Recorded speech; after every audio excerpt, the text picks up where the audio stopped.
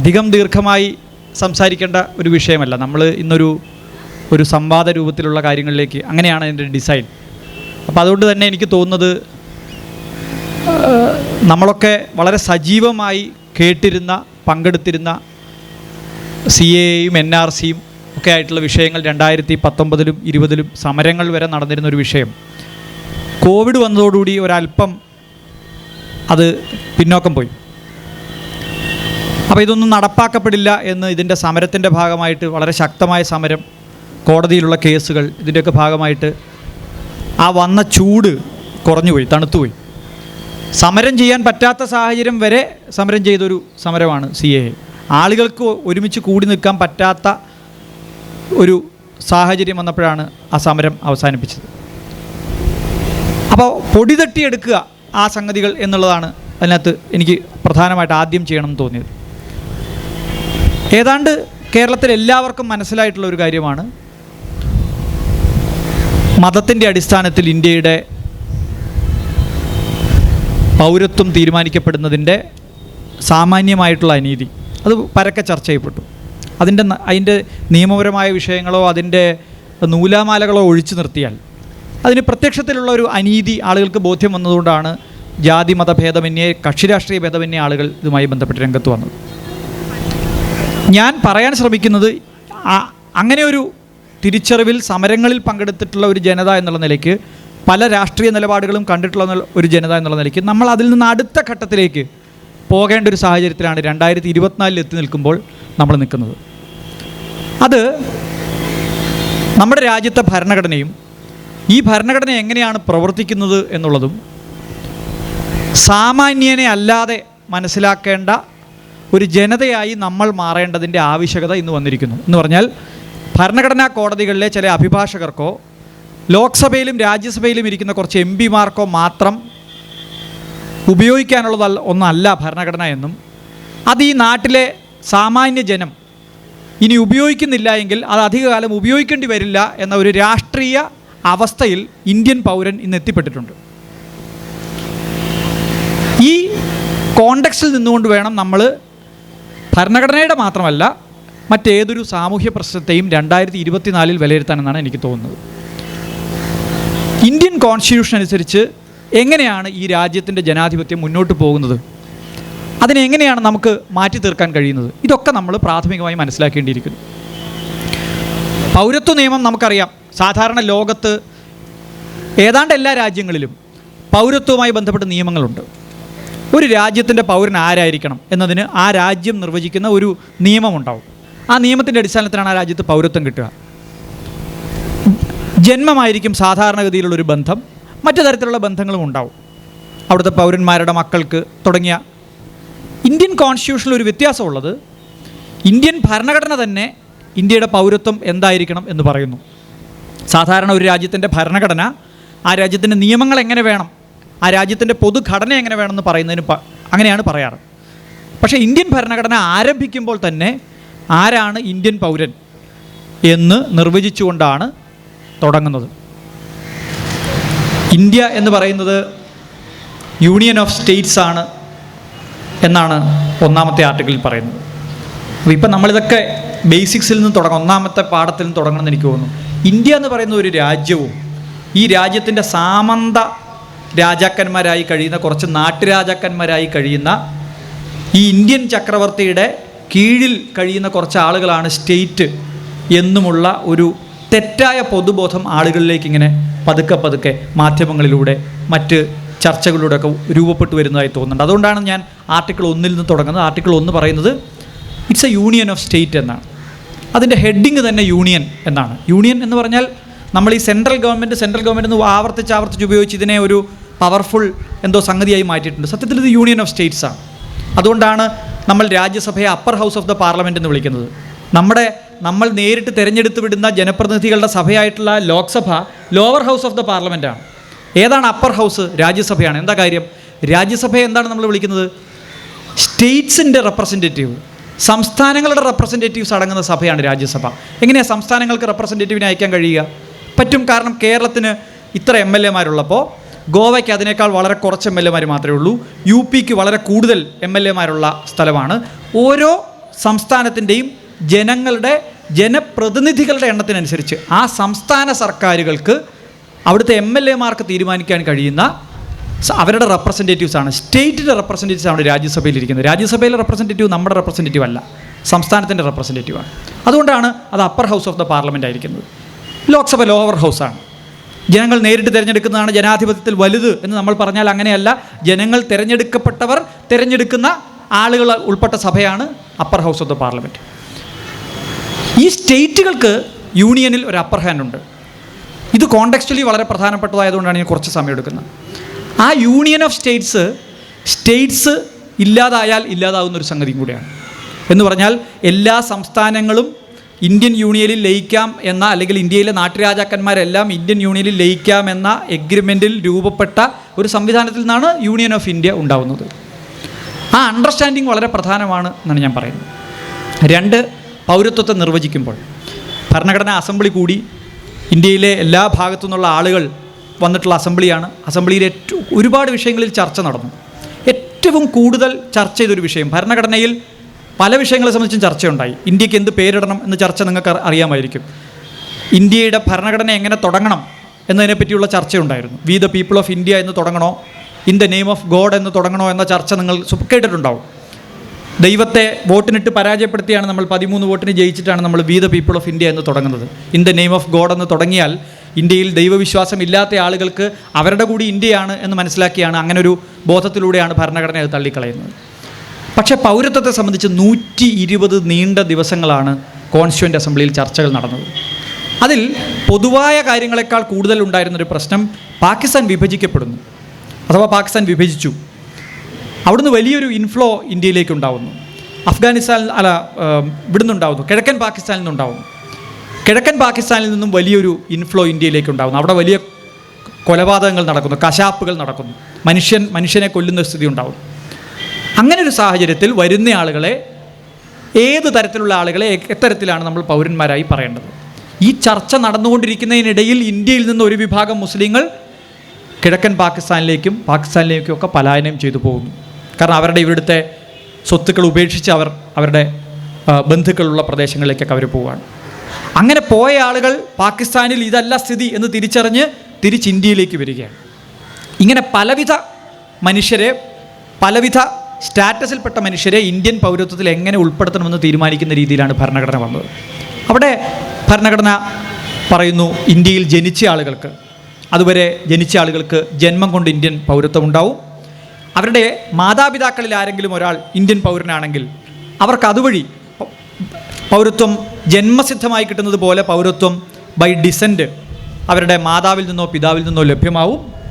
അല്ലെങ്കിൽ 2000 ആദ്യത്തെ ഭരണഘടന അസംബ്ലിയിൽ ഉണ്ടായിട്ടുള്ള ചർച്ചയനുസരിച്ച് ആർട്ടിക്കിൾ 5, 6, 7 എന്നിങ്ങനെ ആദ്യം ഇന്ത്യയിൽ ജനിച്ച ആളുകളുടെ പൗരത്വം, 2 പാകിസ്ഥാനിലേക്ക് പോയ ആളുകളുടെ പൗരത്വം, പാകിസ്ഥാനിൽ നിന്ന് വന്ന ആളുകളുടെ പൗരത്വം, ഇത് 3ഉം ഭരണഘടന തന്നെ നിർവചിക്കുകയാണ്. പാകിസ്ഥാനിൽ നിന്ന് വന്ന ആളുകൾക്ക്, അങ്ങോട്ടേക്ക് പോയി തിരിച്ചു വന്ന ആളുകൾക്ക് ഇന്ത്യൻ പൗരത്വം ലഭ്യമല്ല, അവർക്ക് പെർമിറ്റ് മാത്രമാണ് കിട്ടുക. അതേസമയം ഇന്ത്യയിലേക്ക് കടന്നു വന്ന ആളുകൾക്ക്, സ്വാതന്ത്ര്യം കിട്ടിയ ഉടനെ വന്ന ആളുകൾ ഇന്ത്യൻ പൗരത്വം ലഭിക്കുമെന്ന് പറഞ്ഞ് തുടർന്ന ആളുകൾക്ക് ഇന്ത്യൻ പൗരത്വം ലഭ്യമാവും. ഈ രീതിയിൽ ഭരണഘടന പറഞ്ഞതിന് ശേഷം ഒരു കാര്യം ഭരണഘടന പറഞ്ഞു, നാളെയുള്ള പൗരത്വത്തെ സംബന്ധിച്ചുള്ള തീരുമാനം പാർലമെൻറ്റിന് എടുക്കാവുന്നതാണ്. അങ്ങനെയാണ് 1955 പൗരത്വം നിയമം ഉണ്ടാവുന്നത്. പൗരത്വ നിയമത്തിലാണ് പൗരത്വം എങ്ങനെ വേണമെന്ന വ്യാഖ്യാനം ഉണ്ടാകുന്നത്. അപ്പോൾ ഇന്ത്യയിൽ പലതരങ്ങളിൽ 5 തരം പൗരത്വമാണ് ഇന്ത്യൻ പൗരത്വ നിയമം കൊടുക്കുന്നത്. 1 ജന്മസിദ്ധമായിട്ട് കിട്ടുന്നത്, 2 അച്ഛനിലൂടെയോ അമ്മയിലൂടെയോ കിട്ടുന്നത്, അത് കഴിഞ്ഞാൽ വിദേശത്ത്, ഇന്ത്യയിൽ പൗരനായിരിക്കുന്ന ഒരാൾ വിദേശത്ത് പോകുന്നു, അവിടെ വെച്ച് കുട്ടികൾ ഉണ്ടാവുന്നു, അപ്പോൾ രജിസ്ട്രേഷനിലൂടെ കിട്ടുന്ന പൗരത്വം, അവിടെ 1 വർഷത്തിനുള്ളിൽ രജിസ്റ്റർ ചെയ്യുകയാണെങ്കിൽ അവർക്ക് മക്കൾക്ക് പൗരത്വത്തിനുള്ള അർഹത ലഭിക്കുന്നു, അവർ മറ്റ് രാജ്യങ്ങളുടെ പൗരനാകാൻ പാടില്ല. അത് കഴിഞ്ഞാണ് നാച്ചുറലൈസേഷൻ വഴി കിട്ടുന്ന പൗരത്വം. ഒരാൾ ഇന്ത്യയിൽ വരുന്നു, അയാളുടെ പാസ്പോർട്ടോ വിസയോ ഉപയോഗിച്ച് വേറൊരു രാജ്യത്ത് നിന്ന് അയാൾ ഇന്ത്യയിലേക്ക് വരുന്നു. ഇന്ത്യയിൽ കുറച്ച് കാലം അയാൾ കൂടുതൽ താമസിക്കുന്നു, അധികകാലം താമസിക്കുന്നു, 11 വർഷം താമസിക്കുന്നു. 11 വർഷം താമസിച്ച് കഴിയുമ്പോൾ നാച്ചുറലൈസേഷനിലൂടെ അയാൾക്ക് ഇന്ത്യൻ പൗരത്വത്തിന് അപേക്ഷിക്കാം.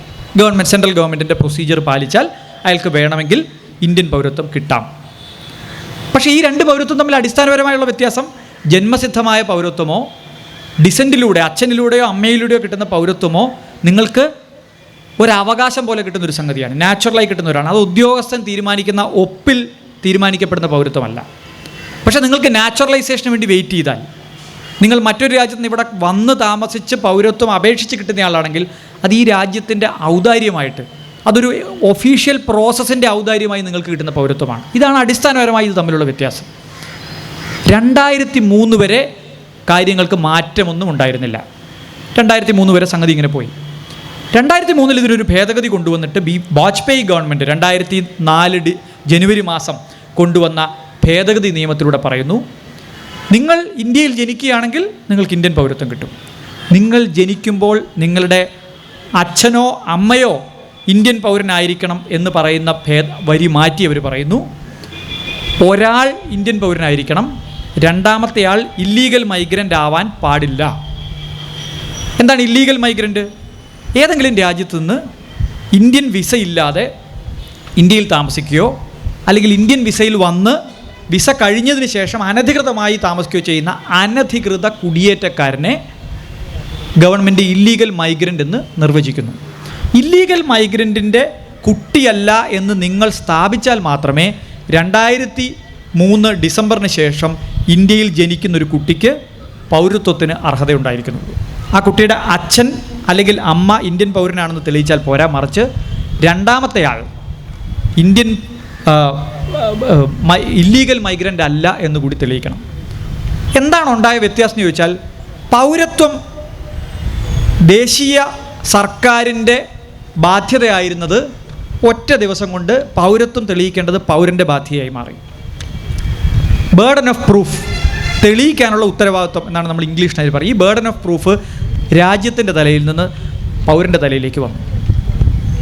അതിനുശേഷം 2003 ഭേദഗതി വന്നപ്പോൾ മതം കടന്നു വന്നില്ല. 2019 ഇതിനകത്ത് ഭേദഗതി കൊണ്ടുവന്നതാണ് ഈ ഇല്ലീഗൽ മൈഗ്രൻസായി കടന്നു വന്ന ആളുകൾക്ക് പൗരത്വം കൊടുക്കുന്നതുമായി ബന്ധപ്പെട്ട വകുപ്പിൽ മറ്റൊരു ഭേദഗതി കൊണ്ടുവരുന്നു. നമുക്കറിയാം 11 വർഷം കാത്തിരിക്കുന്നവർക്ക് നാച്ചുറലൈസേഷൻ അപേക്ഷിക്കാവുന്ന പ്രോസസ്സുണ്ട്. പക്ഷേ 3 രാജ്യങ്ങളിൽ നിന്ന് വരുന്ന 5 തരം പൗരന്മാർക്ക് ഇന്ത്യയിൽ ഈ നാച്ചുറലൈസേഷൻ പ്രോസസ്സിന് കാത്തു നിൽക്കേണ്ട കാര്യമില്ല. അവർക്ക് സർക്കാർ പൗരത്വം വളരെ പെട്ടെന്ന് തന്നെ കൊടുക്കും. 5 വർഷം കാത്തിരുന്ന് കഴിഞ്ഞാൽ അവർക്ക് അപേക്ഷിക്കാം, അവർക്ക് പൗരത്വം കൊടുക്കും. തീർന്നില്ല. 2003 വാജ്പേയി ഗവൺമെൻറ് കൊണ്ടുവന്ന മറ്റൊരു ചട്ടമാണ് ദേശീയ പൗരത്വ രജിസ്ട്രി. ദേശീയ പൗരത്വ രജിസ്ട്രിയിൽ പറയുന്നത് ഇന്ത്യയിലെ പൗരന്മാരുടെ എല്ലാം പേര് വിവരമടങ്ങിയ ഒരു രജിസ്ട്രി തയ്യാറാക്കും. ആ രജിസ്ട്രി തയ്യാറാക്കുന്നത് എങ്ങനെയാണ്? ദേശീയ ജനസംഖ്യാ രജിസ്ട്രി ഉണ്ട്, national population registry. National population registry അഥവാ NPR നിന്ന്, NPR എന്ന് പറയുന്ന ഇന്ത്യയിൽ താമസിക്കുന്ന മുഴുവൻ മനുഷ്യരുടെയും ഡാറ്റ അടങ്ങിയ ഒരു രജിസ്ട്രിയാണ്. അതിൽ വിദേശത്ത് നിന്ന് താമസിക്കുന്നവരുണ്ടാവും, ഇന്ത്യക്കാരായി താമസിക്കുന്ന ആളുകളുണ്ടാവും, ഈ പൗരത്വം എന്താണെന്ന് അറിയാത്ത ആളുകളുമുണ്ടാവും. ദേശീയ പൗരത്വ രജിസ്റ്റർ തയ്യാറാക്കുമ്പോൾ ദേശീയ ജനസംഖ്യാ രജിസ്റ്ററിൽ ഇന്ത്യക്കാരനായി കാണിച്ചിട്ടില്ലാത്ത ആളുകളെ, ഡൗട്ട്ഫുൾ ഇൻറ്റഗ്രിറ്റിയുള്ള ആളുകളെ D എന്ന് മാർക്ക് ചെയ്യും. അപ്പോൾ നമ്മളിവിടെ നാട്ടിൽ നടന്നു പോകുന്ന സെൻസസിൻ്റെ ഭാഗമായി ദേശീയ ജനസംഖ്യാ രജിസ്റ്റർ തയ്യാറാക്കാനുള്ള ശ്രമം 2003 തുടങ്ങി. അതിൻ്റെ ഭാഗമായി ഓരോ വീടുകളിലും പോയി 2003 നിങ്ങളുടെ അച്ഛനോ അമ്മയോ 2 പേരും ഇന്ത്യൻ പൗരന്മാരാണ്, അല്ലെങ്കിൽ ഒരാൾ ഇല്ലീഗൽ മൈഗ്രൻ്റ് അല്ല എന്ന് തെളിയിക്കേണ്ട ബാധ്യത വന്നു. ആ ബാധ്യതയ്ക്ക് ശേഷം നടക്കുന്ന പോപ്പുലേഷൻ രജിസ്ട്രി നിർമ്മാണത്തിൽ നിങ്ങളുടെ അച്ഛൻ്റെയും അമ്മയുടെയും സിറ്റിസൺഷിപ്പിൽ എന്തെങ്കിലും സംശയമുണ്ടെങ്കിൽ അവിടെ D എന്ന് മാർക്ക് ചെയ്യും. ഈ D എന്ന് മാർക്ക് ചെയ്ത ആളുകളെ ഒഴിവാക്കിക്കൊണ്ട് സമ്പൂർണ്ണമായി ഇന്ത്യൻ പൗരത്വം തെളിയിക്കപ്പെട്ട, എങ്ങനെ തെളിയിക്കപ്പെട്ട, ഞാൻ നേരത്തെ പറഞ്ഞ സാഹചര്യങ്ങളിൽ തെളിയിക്കപ്പെട്ട ആളുകളുടെ പട്ടികയിൽ നിന്ന് ദേശീയ പൗരത്വ രജിസ്റ്റർ തയ്യാറാക്കും, NRC തയ്യാറാക്കും, നാഷണൽ സിറ്റിസൺഷിപ്പ് രജിസ്ട്രി NCR തയ്യാറാക്കും. ഈ NCR തയ്യാറാക്കുന്നതിനുള്ള ചട്ടം പുറപ്പെടുവിച്ചപ്പോൾ നിങ്ങൾക്കറിയാം, സെൻസസ് 10 കൊല്ലം കൂടുമ്പോൾ നടക്കുന്ന കാര്യമാണ്. എല്ലാ സംസ്ഥാന സർക്കാരുകളെയും ചുമതലപ്പെടുത്തിയാണ് ഈ സെൻസസ് നടക്കുന്നത്. കാരണം ഓരോ സംസ്ഥാനത്തും സെൻസസിന് അതിൻ്റെ ക്രൈറ്റീരിയകൾ വ്യത്യസ്തമാണ്. ഓരോ സംസ്ഥാനത്തും അതിൻ്റെ തൊഴിൽപരമായ, അതിൻ്റെ ജനസംഖ്യാപരമായിട്ടുള്ള പ്രത്യേകതകളുണ്ട്, അതിൻ്റെ ഭൂമിശാസ്ത്രപരമായിട്ടുള്ള പ്രത്യേകതകളുണ്ട്, ഭാഷാപരമായിട്ടുള്ള പ്രത്യേകതകളുണ്ട്. അതുകൊണ്ട് സെൻസസിൻ്റെ ഡിസൈൻ ഓരോ സംസ്ഥാനങ്ങളിലും വ്യത്യസ്തമാണ്. പല സമയത്താണ് നടക്കുക. ഇതിൻ്റെ ക്ലൈമാറ്റിക് ഡിഫറൻസ് ഉണ്ട്, മഞ്ഞ് വീഴുന്ന പ്രദേശങ്ങളുണ്ട്, അല്ലെങ്കിൽ മഴ പെയ്യുന്ന പ്രദേശങ്ങളുണ്ട്. അപ്പോൾ അതിനനുസരിച്ച് സംസ്ഥാനങ്ങൾക്ക് ഒരു പർട്ടിക്കുലർ സമയത്തിനുള്ളിൽ സെൻസസ് പൂർത്തീകരിക്കാൻ കഴിയും. സെൻസസ് ഡാറ്റയുടെ കൂടെ സെൻസസിന് വേണ്ടി തയ്യാറാക്കപ്പെട്ട, ദേശീയ തലത്തിൽ തയ്യാറാക്കപ്പെട്ട സെൻസസ് ഡിപ്പാർട്ട്മെൻറ്റിൻ്റെ ഡയറക്ടറേറ്റ് ഓരോ സംസ്ഥാനത്തും പ്രവർത്തിക്കുന്നുണ്ട്. അതുപോലെ പ്രവർത്തിക്കുന്ന മറ്റൊരു സംവിധാനമാണ് ജനന മരണ രജിസ്ട്രേഷൻ ഡിപ്പാർട്ട്മെൻറ്റ്. ഇതൊരു സെൻട്രൽ ഗവൺമെൻറ് ആക്റ്റാണ്. 1969 ജനന മരണ രജിസ്ട്രേഷനെ സംബന്ധിച്ച് ഇന്ത്യയിലൊരു നിയമം വരുന്നത്.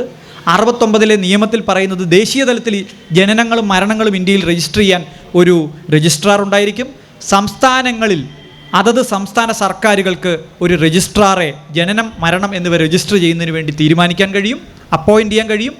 അതുപോലെ തന്നെ സംസ്ഥാന സർക്കാരുകൾ എല്ലാ ജില്ലകളിലും ഒരു ജില്ലാ രജിസ്ട്രാറെ ജനനം മരണം എന്നിവ രജിസ്റ്റർ ചെയ്യുന്നതിന് നിയോഗിക്കാൻ കഴിയും. പ്രാദേശിക തലത്തിൽ ഓരോ സംസ്ഥാന സർക്കാരിനും ജനനവും മരണവും രജിസ്റ്റർ ചെയ്യാൻ വേണ്ടിയിട്ട് ഈ ആക്ടിൻ്റെ കീഴിൽ ഒരു രജിസ്ട്രാറെ, ലോക്കൽ രജിസ്ട്രാറെ അപ്പോയിൻ്റ് ചെയ്യാൻ കഴിയും. ഈ കേന്ദ്രം പാസാക്കിയ, പാർലമെൻറ്റ് പാസാക്കിയ നിയമമാണെങ്കിലും ആ നിയമത്തിൽ സംസ്ഥാനങ്ങൾ ഈ സംസ്ഥാന തലത്തിലും ജില്ലാ തലത്തിലും പ്രാദേശിക തലത്തിലും രജിസ്ട്രാർമാരെ തീരുമാനിക്കാനും നിയമിക്കാനുള്ള അധികാരം കൊടുത്തുകൊണ്ടാണ് 69 നിയമം വരുന്നത്. അതുകൊണ്ട് സംസ്ഥാനത്ത് പ്രവർത്തിക്കുന്ന ഈ സംവിധാനം വഴി NRCയുടെ പട്ടിക, NPRലെ പട്ടിക തയ്യാറാക്കാൻ കേന്ദ്ര സർക്കാർ തീരുമാനിക്കുകയും അത് 2000 തുടക്കത്തിൽ ആസാമിൽ 2 സംസ്ഥാനങ്ങളിലാണ് ഇതുമായി ബന്ധപ്പെട്ട പ്രശ്നങ്ങളുണ്ടായിരുന്നത്. അതുകൊണ്ട് ആസാമിൽ ഒരു പൈലറ്റ് പ്രോജക്റ്റായിട്ട് നടത്താൻ തീരുമാനിച്ചു. പാർലമെൻറ്റിൽ ഒരു ചർച്ചയും ഉണ്ടായില്ല, കാരണം ആസാമിനെ മാത്രം ബാധിക്കുന്ന വിഷയമാണ്. കേരളത്തിലൊന്നും നമ്മൾ ഒരു ചർച്ചയും 2019 വരെ ചെയ്തിരുന്നില്ല. എന്നാൽ ആസാമിൽ നിന്ന് 2019 ഭേദഗതിയോടെ ഇത് ഇന്ത്യ മുഴുവൻ നടപ്പാക്കും എന്ന് കേന്ദ്ര സർക്കാർ പ്രഖ്യാപിച്ചു. അവിടെയാണ് CAA പൗരത്വ നിയമ ഭേദഗതിയിൽ ഉണ്ടാകുന്ന വ്യത്യാസം ഈ NRCയുടെ നടത്തിപ്പിനെ പൂർണ്ണമായി ഒരു കുപ്പിയിൽ നിന്ന് തുറന്നുവിട്ട ഭൂതത്തെ പോലെ നമ്മുടെ മുമ്പിൽ പ്രത്യക്ഷപ്പെടുന്നത്. പാകിസ്ഥാൻ, അഫ്ഗാനിസ്ഥാൻ, അതുപോലെ കിഴക്കൻ പാകിസ്ഥാൻ, ഈ 3 രാജ്യങ്ങളിൽ നിന്ന് വരുന്ന 5 മതത്തിൽപ്പെട്ട ആളുകൾ, ഹിന്ദു, ക്രിസ്ത്യൻ, ബുദ്ധൻ, പാഴ്സി, ജൈനൻ എന്നിവയിൽപ്പെട്ട ആളുകൾ ഇന്ത്യയിൽ ഇല്ലീഗൽ മൈഗ്രൻസായി തുടരുന്നുണ്ടെങ്കിൽ, എപ്പോൾ വരെ 2019 ഭേദഗതി ദിവസം വരെ തുടരുന്നുണ്ടെങ്കിൽ, 5 വർഷമായി അവർ ഇന്ത്യയിൽ വന്നിട്ടെങ്കിൽ അവർക്ക് അതിൻ്റെ പിറ്റേ ദിവസം മുതൽ ഇന്ത്യൻ പൗരത്വത്തിന് അപേക്ഷിക്കാം എന്നാണ് CAAയുടെ ഭേദഗതി പറയുന്നത്. അങ്ങനെ അപേക്ഷിക്കുമ്പോൾ മുസ്ലിം എന്ന വിഭാഗത്തെ ഒഴിവാക്കിയിരിക്കുന്നു. ഈ 3 രാജ്യങ്ങളെ മാത്രമേ ഇതിൽ പെടുത്തിയിട്ടുള്ളൂ. ശ്രീലങ്കയിൽ നിന്ന് അഭയാർത്ഥികളായി വന്നിട്ടുള്ള തമിഴ് വംശജർ നമ്മുടെ തൊട്ടയൽ സംസ്ഥാനത്ത് താമസിക്കുന്നുണ്ട്. അതുപോലെ തന്നെ പാഴ്സികൾ, അവരുടെ റിലീജിയസ് പെർസിക്യൂഷൻ അനുഭവിക്കുന്നത് അവർ പല രാജ്യങ്ങളിൽ നിന്നാണ്. അവർ ആ പല രാജ്യങ്ങളിൽ നിന്നെല്ലാം ഇന്ത്യയിൽ അഭയം പ്രാപിച്ചിട്ടുണ്ട്. ഈ ആളുകളെയെല്ലാം മാറ്റി നിർത്തിക്കൊണ്ട് 3 രാജ്യങ്ങൾ, 5 മതങ്ങൾ, അതിൻ്റെ കാരണം റിലീജിയസ് പെർസിക്യൂഷൻ, അതായത് മതപരമായിട്ടുള്ള പീഡനം. ഈ 3 രാജ്യങ്ങളിൽ നിന്നുള്ള മതപരമായ പീഡനം ഏറ്റുവാങ്ങുന്ന ഈ വിഭാഗങ്ങൾക്ക് മാത്രം, മുസ്ലിം ഒഴികെയുള്ള വിഭാഗങ്ങൾക്ക് മാത്രം ഇന്ത്യയിൽ പൗരത്വത്തിന് അർഹതയുണ്ട് എന്ന് പ്രഖ്യാപിച്ചുകൊണ്ട് CAA ഭേദഗതി വരുന്നു. തൊട്ട് അടുത്ത ദിവസങ്ങളിൽ കേന്ദ്ര സർക്കാർ പ്രഖ്യാപിക്കുന്നു NRC ഇതിൻ്റെ കൂടെ നടപ്പാക്കും. എന്താ NRC എങ്ങനെയാണ് NRC നടപ്പാക്കുന്നത്? പോപ്പുലേഷൻ രജിസ്ട്രി ഉണ്ടാക്കുന്നു. അതിനകത്ത് നിന്ന് ഐഡൻറ്റിഫൈഡ് അല്ലാത്ത, അക്നോളജ്ഡ് അല്ലാത്ത ആളുകളെ D എന്ന് മാർക്ക് ചെയ്തുകൊണ്ട്, ഡൗട്ട്ഫുൾ ഇൻറ്റഗ്രിറ്റിയായി മാർക്ക് ചെയ്തുകൊണ്ട് മാറ്റി നിർത്തുന്നു. അവരുടെ പട്ടികയിൽപ്പെട്ട ഡൗട്ട്ഫുൾ ഇൻറ്റഗ്രിറ്റിയുള്ള ആളുകളുടെ പട്ടികയിൽ നിന്നുള്ള ആളുകൾക്ക് ഇന്ത്യൻ ഫോറിനേഴ്സ് ആക്ട് അനുസരിച്ച്, അതായത് വിദേശികൾ ഇന്ത്യയിൽ വന്നാൽ അവരെ കൈകാര്യം ചെയ്യുന്ന നിയമം, ഇന്ത്യയിലെ പാസ്പോർട്ട് വിസയുടെ കാലാവധി അവസാനിച്ചാൽ തിരിച്ചു പോകണം, അല്ലെങ്കിൽ അവരെ ജയിലിലാക്കാനുള്ള നിയമമുണ്ട്, ഫോറിനേഴ്സ് ആക്ട്. ഈ ഫോറിനേഴ്സ് ആക്ടിൻ്റെ വകുപ്പുകൾ പ്രകാരം നടപടികൾ സ്വീകരിക്കും എന്നാണ് NRCയുടെ പട്ടിക വന്നാൽ സംഭവിക്കുക. ഇത് 3 കൂടി വലിയ തോതിൽ ചർച്ചയായി. ആ ഘട്ടത്തിലാണ് 2020 കോവിഡ് കാലഘട്ടത്തിലാണ്, കോവിഡ് വന്നതുകൊണ്ട് 2021 സെൻസസ് മാറ്റിവെക്കുന്നത്. സെൻസസ് 2021 മാറ്റിവെക്കുന്നു. പക്ഷേ സെൻസസ് മാറ്റിവെക്കുന്നതിന് തൊട്ട് മുമ്പ് കേന്ദ്ര സർക്കാർ ഇന്ത്യയിലെ എല്ലാ സംസ്ഥാനങ്ങളോടും പറഞ്ഞു, നിങ്ങൾ NPR പട്ടിക പൂർത്തീകരിക്കണം. 2012-13 കാലഘട്ടത്തിലാണ് NPR തുടക്കമിട്ടത്. നിങ്ങളിൽ പലർക്കും ആധാർ, ഒട്ടുമിക്ക ആളുകൾക്കും ആധാർ കയ്യിലുണ്ടാകും. പോപ്പുലേഷൻ രജിസ്ട്രിയിൽ പേര് ചേർക്കാൻ പോയവർക്ക് പിറ്റേ ദിവസം വീട്ടിൽ ആധാർ എത്തുകയായിരുന്നു, അല്ലെങ്കിൽ അതിൻ്റെ പ്രോസസ്സിൻ്റെ ഭാഗമായിട്ട്. ആരും ആധാർ എൻറോൾമെൻറ്റ് പ്രോസസ്സിൽ പങ്കെടുത്തല്ല ആദ്യത്തെ വർഷം ആധാർ കിട്ടിയത്. പോപ്പുലേഷൻ രജിസ്ട്രിയിൽ പേര് ചേർക്കാൻ പോയവർക്കാണ് ആധാർ കിട്ടിയത്. ഒരു നാഷണൽ ഡാറ്റാബേസ് ഉണ്ടാക്കുന്നതിൻ്റെ ഭാഗമായി ആധാർ വന്നപ്പോൾ അതിനെ സമ്പൂർണ്ണമായി പിന്തുണച്ച മനുഷ്യരോട് പോപ്പുലേഷൻ രജിസ്ട്രിയിൽ നിന്നൊരു ഡാറ്റ എടുക്കുന്നു, ആധാർ ആളുകളുടെ വീടുകളിലേക്ക് ഇഷ്യൂ ചെയ്യുന്നു. നാഷണൽ പോപ്പുലേഷൻ രജിസ്ട്രിയുടെ 1ാം ഘട്ടം പൂർത്തീകരിക്കുന്നു. അതിൻ്റെ 2ാം ഘട്ടം 2019 കേന്ദ്ര സർക്കാർ പറഞ്ഞത്, നിങ്ങൾ ജനനമരണ രജിസ്ട്രാർമാരുടെ സഹായത്തോടു കൂടി സെൻസസിൻ്റെ ഭാഗമായി എല്ലാ സംസ്ഥാനങ്ങളിലും NPR പ്രിപ്പറേഷൻ നടത്തണം എന്ന് പറഞ്ഞു. കേരളം ആദ്യം ഈ ചതി മനസ്സിലാക്കിയില്ല. 2019 നവംബർ മാസം 12-ാം തീയതി സംസ്ഥാന സർക്കാരിൻ്റെ ക്യാബിനറ്റിൻ്റെ തീരുമാനത്തോടുകൂടി പൊതുഭരണ വകുപ്പ് ഒരു സർക്കാർ ഉത്തരവ് പുറപ്പെടുവിക്കുന്നു. NPRൻ്റെ പ്രിപ്പറേഷൻ കേരളത്തിൽ സെൻസസിൻ്റെ ഭാഗമായി നടക്കും. ആ സെൻസസിൻ്റെ ഭാഗമായി നടക്കുന്ന NPRൻ്റെ പ്രിപ്പറേഷനിൽ കേരളത്തിലെ ജനനമരണ രജിസ്ട്രാർമാരെ ഈ ചുമതലയിലേക്ക് നിയമിച്ചുകൊണ്ട് ഉത്തരവാകുന്നു. അപ്പോഴാണ് എന്നെപ്പോലുള്ള ആളുകൾ പ്രശ്നമുണ്ടാക്കിയത്. കാരണം ദേശീയ പൗരത്വ പട്ടികയ്ക്കെതിരെ സമരം ചെയ്തുകൊണ്ടിരിക്കുന്ന ഒരു സർക്കാർ ദേശീയ പൗരത്വ പട്ടിക ഉണ്ടാക്കാൻ കേന്ദ്ര സർക്കാരിനെ അധികാരപ്പെടുത്തുന്ന ദേശീയ ജനസംഖ്യാ രജിസ്റ്റർ ഉണ്ടാക്കാൻ സഹായം ചെയ്തു കൊടുക്കുകയാണ്. അതിശക്തമായിട്ടുള്ള ആരോപണം തന്നെയാണ് സർക്കാരിനെതിരെ ഉന്നയിച്ചത്. സർക്കാർ ഇതിൻ്റെ അപകടം മനസ്സിലാക്കുകയും ആ സർക്കാർ ഉത്തരവ് പിറ്റേ ദിവസം തന്നെ പിൻവലിക്കുകയും ചെയ്തു. അതിനുശേഷം സർക്കാർ വിശദമായിട്ടുള്ളൊരു നിയമോപദേശം സ്വീകരിച്ചു. നാഷണൽ പോപ്പുലേഷൻ രജിസ്ട്രി ഉണ്ടാക്കാനുള്ള ചട്ടം 2003 പുറപ്പെടുവിച്ചപ്പോൾ കേന്ദ്ര സർക്കാർ സംസ്ഥാനങ്ങളെയാണ് മുഖവിലക്കെടുത്തത്, പഴയ ജനനമരണം രജിസ്റ്റർ ചെയ്യുന്നത് പോലെ തന്നെ. അതിൻ്റെ ചട്ടം 5 പറയുന്നത്, കേന്ദ്രത്തിൻ്റെ കീഴിലുള്ള ഏതെങ്കിലും ഉദ്യോഗസ്ഥരോ സംസ്ഥാന സർക്കാരിൻ്റെ കീഴിലുള്ള ഏതെങ്കിലും ഉദ്യോഗസ്ഥരോ നേരിട്ട് കേന്ദ്ര സർക്കാർ നടത്തുന്ന ഡയറക്ഷൻസിന് വിധേയമായി മാത്രമായിരിക്കും പ്രവർത്തിക്കുക. എന്ന് പറഞ്ഞാൽ കേന്ദ്രത്തിൻ്റെയോ സംസ്ഥാന സർക്കാരിൻ്റെയോ ശമ്പളം വാങ്ങിക്കുന്ന ഉദ്യോഗസ്ഥരെല്ലാം NRC ചട്ടത്തിൽ കേന്ദ്ര സർക്കാർ എന്ത് ഉത്തരവിട്ടാലും അതനുസരിക്കാൻ ബാധ്യസ്ഥരാണ്. ആ ചട്ടം 5-ൽ സ്റ്റേറ്റ് എന്ന വാക്ക് വിട്ടുപോയി. സ്റ്റേറ്റ് ഗവൺമെൻറ് എന്നുകൂടി ഉൾപ്പെടുത്തിയിരുന്നെങ്കിൽ കേന്ദ്ര സർക്കാരിൻ്റെ ഇതുമായി ബന്ധപ്പെട്ട നിർദ്ദേശങ്ങൾ അനുസരിക്കാൻ സംസ്ഥാന സർക്കാരുകൾ കൂടി ബാധ്യത ഉണ്ടാവുമായിരുന്നു. എന്നാൽ സ്റ്റേറ്റിനെ വിട്ടുപോയതല്ല, ഫെഡറൽ സ്ട്രക്ചറിൻ്റെ ഭാഗമായി കേന്ദ്ര സർക്കാരിൻ്റെയും സംസ്ഥാന സർക്കാരിൻ്റെയും ഭാഗമായിട്ടുള്ള ഉദ്യോഗസ്ഥരെ മുഴുവനും ഈ ചട്ടത്തിൻ്റെ കീഴിൽ കേന്ദ്ര സർക്കാർ കൊടുക്കുന്ന നിർദ്ദേശങ്ങൾ നടപ്പാക്കാൻ ബാധ്യതയുള്ളവരാക്കി മാറ്റി. പക്ഷേ 1969 നിയമം പാർലമെൻറ്റ് പാസ്സാക്കിയതാണ്. ചട്ടം സെൻട്രൽ ഗവൺമെൻറ്റിൻ്റെ ഉദ്യോഗസ്ഥർ പാസ്സാക്കുന്നതാണ്. ഒരു ചട്ടവും ഒരു നിയമവും തമ്മിൽ ഒരു ക്ലാഷ് ഉണ്ടായാൽ നിയമമാണ് നിലനിൽക്കുക, ചട്ടമല്ല. കാരണം ചട്ടം ഉദ്യോഗസ്ഥരാണ് ഉണ്ടാക്കുന്നത്. 6 മാസത്തിനുള്ളിൽ അത് പാർലമെൻറ്റിൽ വെച്ച് പാർലമെൻറ്റിൻ്റെ അസൻറ്റ് കിട്ടുമ്പോൾ മാത്രമാണ് അത് ചട്ടത്തിൻ്റെ രൂപത്തിൽ വിജ്ഞാപനം ചെയ്യപ്പെടുന്നത്. അങ്ങനെ വിജ്ഞാപനം ചെയ്യപ്പെട്ടാലും ഏതെങ്കിലും ഒരു ചട്ടത്തിൽ കേന്ദ്ര സർക്കാരിൻ്റെ ആയാലും സംസ്ഥാന സർക്കാരിൻ്റെ ആയാലും ഉദ്യോഗസ്ഥരുണ്ടാക്കുന്ന ചട്ടങ്ങളിൽ ഏതെങ്കിലും നിയമവുമായി ബന്ധപ്പെട്ട് കോൺഫ്ലിക്റ്റ് ഉണ്ടായാൽ നിയമമാണ് നിലനിൽക്കുക. നാഷണൽ രജിസ്ട്രേഷൻ, ഈ ബർത്ത് ആൻഡ് ഡെത്ത് രജിസ്ട്രേഷൻ്റെ നിയമത്തിനകത്ത് തന്നെയാണ് പറയുന്നത് സംസ്ഥാന സർക്കാരുകളാണ് ഈ രജിസ്ട്രാർമാരെ എല്ലാം നിയമിക്കേണ്ടത്. അതുകൊണ്ട് തന്നെയാണ് നാഷണൽ പോപ്പുലേഷൻ രജിസ്ട്രി ഉണ്ടാക്കുമ്പോൾ NRC ചട്ടം 2003 വിജ്ഞാപനം ചെയ്തപ്പോൾ അതിൻ്റെ 5-ാം ചട്ടത്തിൽ സംസ്ഥാന സർക്കാരിനെ ഒഴിവാക്കിക്കൊണ്ട് വിജ്ഞാപനം ചെയ്യേണ്ടി വന്നത്. ചീഫ് സെക്രട്ടറി കേരളത്തിലെ ജനനമരണ രജിസ്ട്രാറെ NPR നടപ്പാക്കാനുള്ള രജിസ്ട്രാറായി ചുമതലപ്പെടുത്തിക്കൊണ്ട് ഒരു പ്രപ്പോസൽ തയ്യാറാക്കുകയും ആ പ്രപ്പോസൽ പിണറായി വിജയൻ അധ്യക്ഷനായിട്ടുള്ള ക്യാബിനറ്റിന് മുമ്പാകെ പ്ലേസ് ചെയ്യുകയും ചെയ്യുക എന്നുള്ളതാണ് കേരളത്തിലെ റൂൾസ് ഓഫ് ബിസിനസ് അനുസരിച്ച് ഒരു നിയമനം നടപ്പാക്കേണ്ട രീതി. മന്ത്രിസഭ പറയുകയാണ് ഞങ്ങൾ ഇതിൽ തീരുമാനമെടുക്കുന്നില്ല എന്ന് പറഞ്ഞാൽ, അല്ലെങ്കിൽ ഞങ്ങൾ പോപ്പുലേഷൻ രജിസ്ട്രിക്കുള്ള ഉദ്യോഗസ്ഥരെ നിയമിക്കുന്നില്ല എന്ന് പറഞ്ഞാൽ സംസ്ഥാന സർക്കാരിനെ അങ്ങനെ അനുസരിപ്പിക്കാൻ തക്കവണ്ണ ചട്ടമൊന്നും ഇന്ത്യയിൽ നിന്ന് നിലവിലില്ല. നിയമം ഇന്ത്യയിൽ നിലവിലില്ല.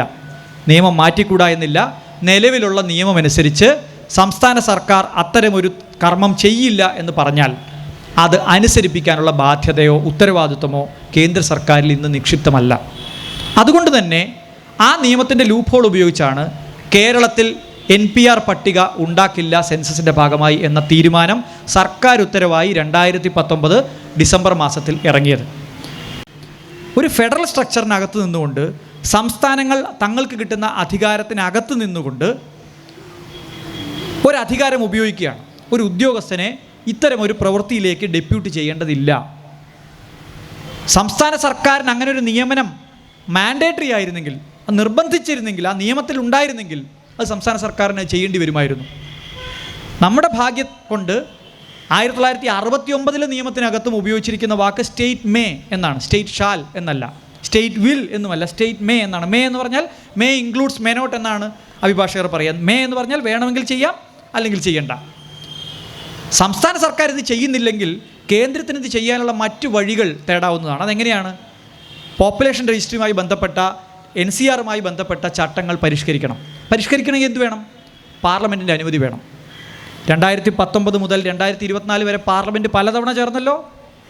ഏതെങ്കിലും ഒരു ഘട്ടത്തിൽ ഈ ചട്ടം 5 പരിഷ്കരിച്ചുകൊണ്ട് സംസ്ഥാന സർക്കാരുകൾ ഞങ്ങളുടെ അധീനതയിലാണ്, ഞങ്ങൾ പറയുന്ന ആളുകളെ അപ്പോയിൻ്റ് ചെയ്യണം എന്ന ഒരു ചട്ട ഭേദഗതി കേന്ദ്ര സർക്കാർ കൊണ്ടുവന്നില്ല. പാർലമെൻറ്റിൽ കൊണ്ടുവന്നിരുന്നെങ്കിൽ ചർച്ചയാവുമായിരുന്നു. രാജ്യസഭയിലെ ഭൂരിപക്ഷത്തിൻ്റെ പ്രശ്നമായിരിക്കാം, അല്ലെങ്കിൽ ഒരുപക്ഷെ അത് സുപ്രീം കോടതിയിൽ ചോദ്യം ചെയ്ത കേസുകൾ സുപ്രീം കോടതിയുടെ ബെഞ്ചിൻ്റെ മുമ്പാകെ ഉന്നയിച്ചതുകൊണ്ടായിരിക്കാം കേന്ദ്ര സർക്കാർ അത്തരമൊരു ഭേദഗതിക്ക് തയ്യാറായില്ല. പകരം ഇലക്ഷൻ അടുക്കുന്നതിൻ്റെ 1-2 മാസങ്ങൾക്ക് മുമ്പാണ് ഇത് ചട്ട ഭേദഗതി കൊണ്ടുവന്ന് കേന്ദ്ര സർക്കാർ വിജ്ഞാപനം ചെയ്തത്. അതെങ്ങനെയാണെന്ന് വെച്ച് കഴിഞ്ഞാൽ, ഞങ്ങൾക്ക് പോപ്പുലേഷൻ രജിസ്ട്രി ഒന്നും ഇപ്പോൾ വേണ്ട, ഞങ്ങൾക്ക് NRC ഒന്നും ഇപ്പോൾ വേണ്ട, ഞങ്ങൾക്ക് കുറച്ച് ആളുകൾക്ക് പൗരത്വം കൊടുക്കണം, അതുകൊണ്ട് CAA ചട്ടങ്ങൾ ഞങ്ങൾ വിജ്ഞാപനം ചെയ്യുകയാണ്. CAA ചട്ടം വിജ്ഞാപനം ചെയ്യാൻ എന്താണ് അതിൻ്റെ പ്രൊസീജിയർ? ജില്ലാ തലത്തിൽ ഒരു കമ്മിറ്റിയെ നിയമിക്കും. സംസ്ഥാന തലങ്ങളിൽ സെൻസസ് ഡയറക്ടറെ ഇതിൻ്റെ ഡയറക്ടറായി നിയമിക്കും. കേന്ദ്ര സർക്കാരിൻ്റെ കീഴിലാണ് സെൻസസ് ഡയറക്ടർ, അദ്ദേഹത്തിനെ നിയമിക്കാം, പ്രശ്നമൊന്നുമില്ല. ജില്ലാ തലത്തിലുള്ള കമ്മിറ്റിയാണ് പൗരത്വം ആവശ്യമുള്ള ആളുകളുടെ അപേക്ഷ. ആർക്കാണ് പൗരത്വം വേണ്ടത്? 3 രാജ്യങ്ങളിൽ നിന്ന് വന്ന 5 വിഭാഗത്തിൽപ്പെട്ട ആളുകൾ, മതത്തിൻ്റെ അടിസ്ഥാനത്തിലുള്ള പൗരത്വം. അപേക്ഷ പ്രോസസ്സ് ചെയ്യാൻ വേണ്ടി ഉണ്ടാക്കിയ കമ്മിറ്റിയിൽ ആരൊക്കെയാണെന്ന് നിങ്ങൾക്ക് അറിയാമോ? കോഴിക്കോട് ജില്ലയിലെ കമ്മിറ്റിയിൽ കോഴിക്കോട് കേന്ദ്ര സർക്കാരിനെ സ്വാധീനിക്കാൻ പറ്റുന്ന ആളാണ് post master general. Post master കൊടുക്കുന്ന ഒരാൾ, ഡെപ്യൂട്ടി ചെയ്യുന്ന ഒരാൾ ഈ കമ്മിറ്റിയിൽ അംഗമാണ്. ഇതിൻ്റെ അന്വേഷണം നടത്താൻ നേരത്തെ പോലീസിനെയായിരുന്നു ചുമതലപ്പെടുത്തിയിരുന്നത്. പോലീസ് എന്ന് പറയുന്നത് ഭരണഘടന അനുസരിച്ച് സ്റ്റേറ്റിൻ്റെ സബ്ജക്റ്റിൽപ്പെട്ട വിഷയമാണ്. ഒരു കാരണവശാലും കേന്ദ്ര സർക്കാരിന് ഇന്ത്യയിലെ പോലീസുകാരെ വരുതിയിലാക്കാൻ കഴിയില്ല. IPSകാരൊക്കെ കേന്ദ്രത്തിൻ്റെ വരുതിയിലാണെങ്കിലും പോലീസ് എന്ന് പറയുന്ന വിഭാഗം, ലോ ആൻഡ് ഓർഡർ എന്ന് പറയുന്നത് സംസ്ഥാനങ്ങളുടെ സബ്ജക്റ്റാണ്. അത് കോൺസ്റ്റിറ്റ്യൂഷൻ അനുസരിച്ച് അങ്ങനെയാണ്, ഒരു നിയമം കൊണ്ടുവരാൻ പോലും പറ്റില്ല. അതുകൊണ്ട് IB, intelligence bureau, central intelligence ബ്യൂറോയിലെ ഉദ്യോഗസ്ഥൻ ഈ കമ്മിറ്റിയിൽ അംഗമാണ്. ഈ അപേക്ഷകനെ പറ്റി പരിശോധിക്കാനുള്ള അവകാശം കൊടുത്തിരിക്കുന്നത് സെൻട്രൽ ഇൻ്റലിജൻസ് ബ്യൂറോയ്ക്കാണ്. റെയിൽവേയിലെ ഒരു ഉദ്യോഗസ്ഥനും ഇതിനകത്ത് അംഗമാണ്. റെയിൽവേക്ക് എന്താ പൗരത്വത്തിൽ കാര്യമെന്നോ ഇത് കേട്ടപ്പോൾ ഒരാൾ എന്നോട് ചോദിച്ചു. ഏതായാലും കേന്ദ്ര സർക്കാരിൻ്റെ നേരിട്ടുള്ള ചൊൽപ്പടിക്ക് നിൽക്കുന്ന വകുപ്പുകളിലെ ഉദ്യോഗസ്ഥരെ ചേർത്തുകൊണ്ടൊരു കമ്മിറ്റി ജില്ലാ തലത്തിൽ രൂപീകരിച്ചിട്ടുണ്ട്. ആ കമ്മിറ്റി വഴി ഇത്തരം അപേക്ഷകൾ പ്രോസസ്സ് ചെയ്യാനുള്ള അധികാരം കേന്ദ്ര സർക്കാർ എടുത്തിട്ടുണ്ട്. എന്ന് പറഞ്ഞാൽ ഈ 3 രാജ്യങ്ങളിൽ നിന്ന് വന്ന ഇന്ത്യയിൽ പൗരത്വം കാത്തു കഴിയുന്ന ഇല്ലീഗൽ മൈഗ്രൻസായി കഴിയുന്ന ആളുകൾക്ക് പൗരത്വം ലഭിക്കണമെങ്കിൽ ഈ പ്രോസസ്സ് വഴി പോയി പൗരത്വം കിട്ടും, അതിന് കുഴപ്പമില്ല. പക്ഷേ NPR ഉണ്ടാക്കണമെങ്കിൽ, NRC ഉണ്ടാക്കണമെങ്കിൽ കേരളത്തിൻ്റെ മന്ത്രിസഭയുടെ അംഗീകാരം നമ്മൾ ഈ സംസാരിക്കുമ്പോഴും അടുത്ത ഭരണഘടന മാറ്റാനുള്ള ഭേദഗതിയോടുകൂടിയോ അല്ലെങ്കിൽ നിയമങ്ങൾ പരിഷ്കരിക്കാനുള്ള ഭേദഗതിയോടുകൂടിയോ ഒരു സർക്കാർ വരികയും നിയമം ഭേദഗതി ചെയ്ത് സംസ്ഥാന സർക്കാരുകളുടെ അധികാരം എടുത്തു കളയുകയും ആ അധികാരം ചോദ്യം ചെയ്യുന്ന കേസിൽ സുപ്രീം കോടതിയിൽ യൂണിയൻ ഗവൺമെൻറ് ജയിക്കുകയും ചെയ്യുകയാണെങ്കിൽ മാത്രമേ സംസ്ഥാനങ്ങളുടെ അനുമതി കൂടാതെ NRC കേരളത്തിൽ നടപ്പാക്കാൻ കഴിയൂ. ഇതാണ് ഞാൻ പറയാൻ ശ്രമിച്ചതിൻ്റെ രത്നച്ചുരുക്കം. ഞാൻ ഒരു പടി കൂടി കടന്നു പറയാൻ ആഗ്രഹിക്കുന്നത്, സംസ്ഥാന സർക്കാരിൻ്റെ കയ്യിൽ പോലീസ് ഉള്ളിടത്തോളം കാലം അല്ലെങ്കിൽ ലോ ആൻഡ് ഓർഡർ ഉള്ളിടത്തോളം കാലം ഫോറിനേഴ്സ് ആക്ട് നടപ്പാക്കണോ വേണ്ടയോ എന്ന് സംസ്ഥാന സർക്കാരിന് തീരുമാനിക്കാം. ഫോറിനേഴ്സ് ആക്ട് ഒരു ഇന്ത്യൻ നിയമമാണ്, അത് ഇന്ത്യയിൽ എല്ലാ സംസ്ഥാനങ്ങൾക്കും ഒരുപോലെ ബാധകമായ നിയമമാണ്. പക്ഷേ ഒരാൾ ഇല്ലീഗൽ മൈഗ്രൻ്റായി അതത് സംസ്ഥാനത്ത് തുടരുന്നുവെങ്കിൽ അവരെ ഫോറിനേഴ്സ് ആക്ട് പ്രകാരമുള്ള നടപടികളിലേക്ക് നയിക്കണോ, ജയിലിലേക്ക് വിടണോ വേണ്ടയോ എന്നുള്ള കാര്യം പോലീസ് വഴി അല്ലാതെ തീരുമാനിക്കാൻ ഇന്ത്യയിലെ നിലനിൽക്കുന്ന നിയമവ്യവസ്ഥയിൽ വകുപ്പില്ല. അതുകൊണ്ട് തന്നെ NRC നടപ്പാക്കുന്നതോടൊപ്പം തന്നെ ഫോറിനേഴ്സ് ആക്ട് നടപ്പാക്കണോ വേണ്ടയോ എന്ന വിഷയം സംസ്ഥാനങ്ങൾക്ക് ഇനി നിയമ ഭേദഗതികൾ വന്നാൽ പോലും തീരുമാനിക്കാവുന്ന ഒരു അവസ്ഥയിലേക്ക് കാര്യങ്ങൾ പോകും. അല്ലെങ്കിൽ പിന്നെ EDക്കൊക്കെ അധികാരം കൊടുക്കുന്നൊരു സംഭവം ഇനി വരുമെന്ന് നമുക്കറിയില്ല. ഈ ED ആണല്ലോ ഇപ്പോഴത്തെ ഒരു താരം. ഇൻകം ടാക്സിനും CBIക്കും ചെയ്യാൻ കഴിയാത്ത കാര്യങ്ങൾ ചെയ്യാനുള്ള കൊട്ടേഷൻ ടീമായിട്ടാണ് ഇപ്പോൾ ED വരുന്നത്. എല്ലാ ദിവസവും ആൾക്കാരെ അറസ്റ്റ് ചെയ്ത് കൊണ്ടുപോവുക, കുറച്ച് കഴിയുമ്പോൾ അവർക്കെതിരെ കേസില്ല എന്ന് പറഞ്ഞ് അവരെ വീട്ടിലേക്ക് വിടുക.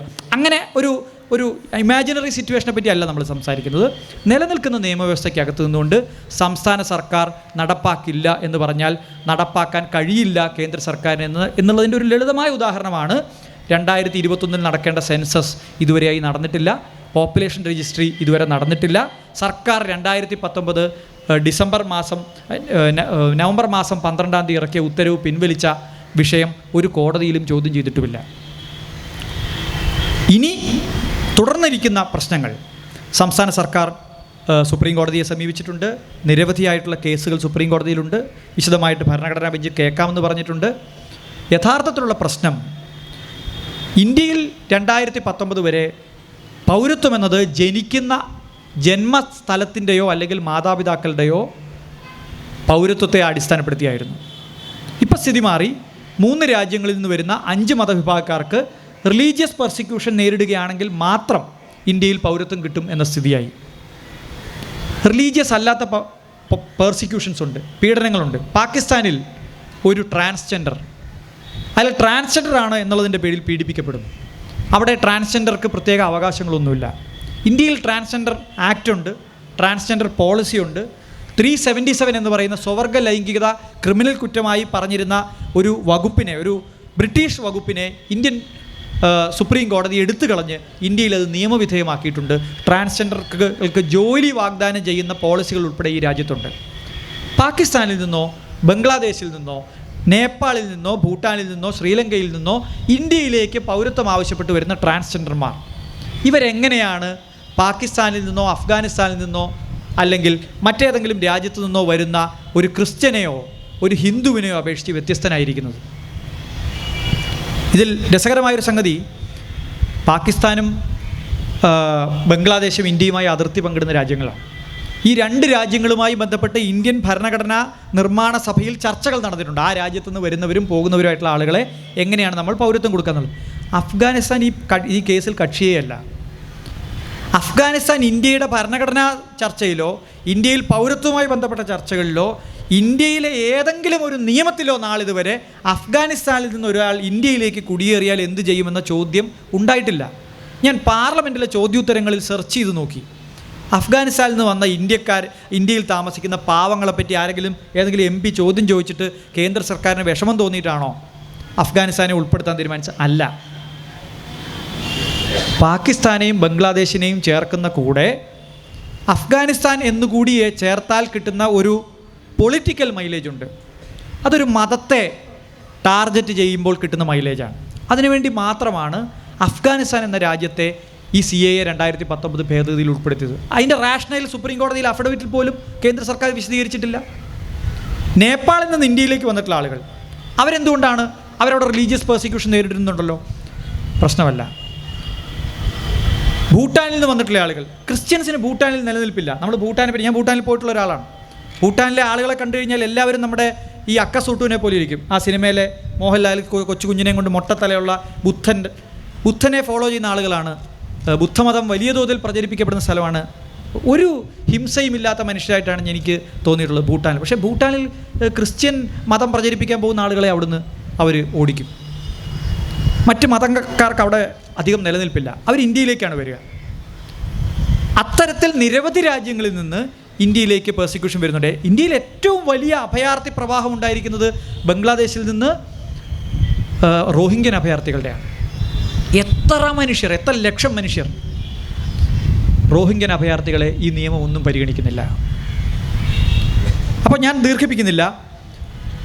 ഈ ആളുകളെ ഒന്നും പരിഗണിക്കാതെ ഒരു വിഭാഗത്തിൽപ്പെട്ട ആളുകളെ മാത്രം പരിഗണിക്കുമ്പോൾ, ഇതിൽ അഭിനവ് ചന്ദ്രചൂഡിൻ്റെ പ്രസംഗം കഴിഞ്ഞ ദിവസം നിങ്ങൾ കേട്ടിട്ടുണ്ടാകും. അതിൽ ഉന്നയിച്ച മറ്റൊരു രസകരമായ സംഗതിയുണ്ട്. യഥാർത്ഥത്തിൽ പാഴ്സികൾ പീഡിപ്പിക്കപ്പെടുന്നത് അഫ്ഗാനിസ്ഥാനിൽ നിന്നല്ല, അതിൻ്റെ അപ്പുറത്തുള്ള ഇറാനിൽ നിന്നാണ്. ഇറാനിൽ നിന്ന് പീഡിപ്പിക്കപ്പെട്ട് ഒരു പാഴ്സി ഇന്ത്യയിൽ വന്ന് താമസിക്കുന്നു. മറ്റൊരു പാഴ്സി ഇറാനിൽ നിന്ന് പീഡിപ്പിക്കപ്പെട്ട് അഫ്ഗാനിസ്ഥാനിൽ വന്ന് താമസിക്കുന്നു. 1 വർഷം കഴിഞ്ഞപ്പോൾ അഫ്ഗാനിസ്ഥാനിൽ നിന്ന് ഇതേ പാഴ്സി ഇന്ത്യയിലേക്ക് വന്ന് താമസിക്കുന്നു. 2 പേരും അപ്പുറത്തെ ഇപ്പുറത്തെയും വീട്ടിൽ താമസിക്കുന്നു. 2 പാഴ്സികൾ തുടങ്ങിയത് ഒരു സ്ഥലത്തുനിന്ന്, അതിനിടയ്ക്ക് ഒരാൾ 1 വർഷം അഫ്ഗാനിസ്ഥാനിൽ താമസിച്ചു, ഇന്ത്യയിലേക്ക് വന്നു. മറ്റേ പാഴ്സി നേരിട്ട് ഇന്ത്യയിലേക്ക് വന്നു. നേരിട്ട് ഇന്ത്യയിലേക്ക് വന്ന പാഴ്സി 11 വർഷം കഴിഞ്ഞിട്ട് അപേക്ഷ കൊടുത്ത് കാത്തിരിക്കണം ഈ പൗരത്വം കിട്ടാൻ. ഇടയ്ക്ക് അഫ്ഗാനിസ്ഥാനിൽ മൂത്രം ഒഴിക്കാൻ ഇറങ്ങിയ പാഴ്സി 5 വർഷം കഴിയുമ്പോൾ ഈ പാസ്സാക്കിയ നിയമം അനുസരിച്ച് ഇന്ത്യൻ പൗരനായി മാറും. ഇതെന്ത് തരം യുക്തിയാണ്? അഫ്ഗാനിസ്ഥാനിലൂടെ കടന്നു വരുന്ന ആളുകൾക്ക് പ്രത്യേകതരം ഇളവ്. അപ്പോൾ അതല്ല, ഞാൻ നേരത്തെ പറഞ്ഞതാണ്, അഫ്ഗാനിസ്ഥാൻ എന്ന് പറയുമ്പോൾ എൻ്റെയും നിങ്ങളുടെയും മുമ്പിൽ മതം പറയാതെ കടന്നു വരുന്ന ഒരു മതമുണ്ട്, മുസ്ലിം വിഭാഗം. ആ ഒരു വിഭാഗത്തെ പ്രതിസന്ധിയിലാക്കുന്ന അതുവഴി കിട്ടുന്ന ഒരു രാഷ്ട്രീയ നേട്ടത്തിനല്ലാതെ മറ്റൊരു വിശദീകരണവും ഇല്ലാതെയാണ് ഈ നിയമത്തിൻ്റെ നടപ്പാക്കൽ നടന്നിരിക്കുന്നത്. ഞാൻ അവസാനിപ്പിക്കുന്നത്, ഭരണഘടന ഓരോ വർഷവും വായിക്കുമ്പോൾ വ്യത്യസ്ത അർത്ഥങ്ങളിലാണ് വായിക്കപ്പെടുന്നത്. 1950 ഭരണഘടന വായിച്ച പോലെയല്ല നമ്മൾ 2024 ഭരണഘടന വായിക്കുന്നത്. 1950 നമ്മൾ ഭരണഘടന വായിക്കുമ്പോൾ right to life and personal liberty എന്ന് പറഞ്ഞാൽ ജീവിക്കുവാനുള്ള അവകാശം എന്ന് മാത്രമേ അർത്ഥമുള്ളൂ. വ്യക്തി സ്വാതന്ത്ര്യവും ജീവിക്കുവാനുള്ള അവകാശവും. നിങ്ങളൊരു സർക്കാർ ഓഫീസിൽ പോയി ഒരു അപേക്ഷ കൊടുത്താൽ നിങ്ങൾക്ക് കൂടി മനസ്സിലാവുന്ന കാരണം കാണിച്ചുകൊണ്ടല്ലാതെ ആ അപേക്ഷ തിരസിക്കാൻ പാടില്ല എന്ന ഒരർത്ഥം ആർട്ടിക്കിൾ 14 ആർട്ടിക്കിൾ 21 1950 ഭരണഘടന എഴുതി വെച്ച് എല്ലാവരും കൂടി ചേർന്ന് വായിച്ചാലും ഇല്ല. എന്ന് പറഞ്ഞാൽ ഭരണഘടന ഉണ്ടാക്കിയ ശ്രീ അംബേദ്കർ നേരിട്ട് ആ ഭരണഘടന വ്യാഖ്യാനിച്ചാലും നിങ്ങളൊരു അപേക്ഷ കൊടുത്താൽ നിങ്ങളുടെ തൊട്ടടുത്തുള്ള ഒരു അധികാരി ആ അപേക്ഷ നിരസിക്കുമ്പോൾ അതിന് വ്യക്തമായ കാരണം പറയണം എന്ന് പറയുന്ന ഒരർത്ഥം ആർട്ടിക്കിൾ 14 തുല്യത വിഭാവന ചെയ്യുന്ന ഭരണഘടനയിലും ഇല്ല, ആർട്ടിക്കിൾ 21 ഇല്ല. പക്ഷേ മേനകാ ഗാന്ധിക്ക് കേസിന് ശേഷം നമ്മൾ ഭരണഘടന വായിക്കുമ്പോൾ ഇന്ത്യയിലെ ഓരോ പൗരനും ഏതെങ്കിലും തരത്തിലുള്ള വിവേചനം നേരിടുകയാണെങ്കിൽ അത് ഭരണഘടനാ വിരുദ്ധമാണ് എന്ന് പറയുന്നുണ്ട്. അത് എക്സിക്യൂട്ടീവ് ഓർഡറുകളിൽ ഉണ്ടെങ്കിൽ പോലും അത് ആർട്ടിക്കിൾ 14 വയലേഷനാണെന്ന് പറയുന്നുണ്ട്. അപ്പോൾ മേനകാ ഗാന്ധിക്ക് ശേഷമുള്ള ഭരണഘടനയുടെ വായന നമ്മളെ ഓരോരുത്തരെയും കുറച്ചുകൂടി അധികാരമുള്ളവരാക്കി മാറ്റുകയാണ്. DK Basu versus state of west Bengal കേസിന് ശേഷം പൗരന്മാർ ഭരണഘടനയുടെ ആർട്ടിക്കിൾ 21 വായിക്കുന്നത് അറസ്റ്റ് ചെയ്യാതിരിക്കാനുള്ള അവരുടെ അവകാശങ്ങളെ പറ്റിയാണ്.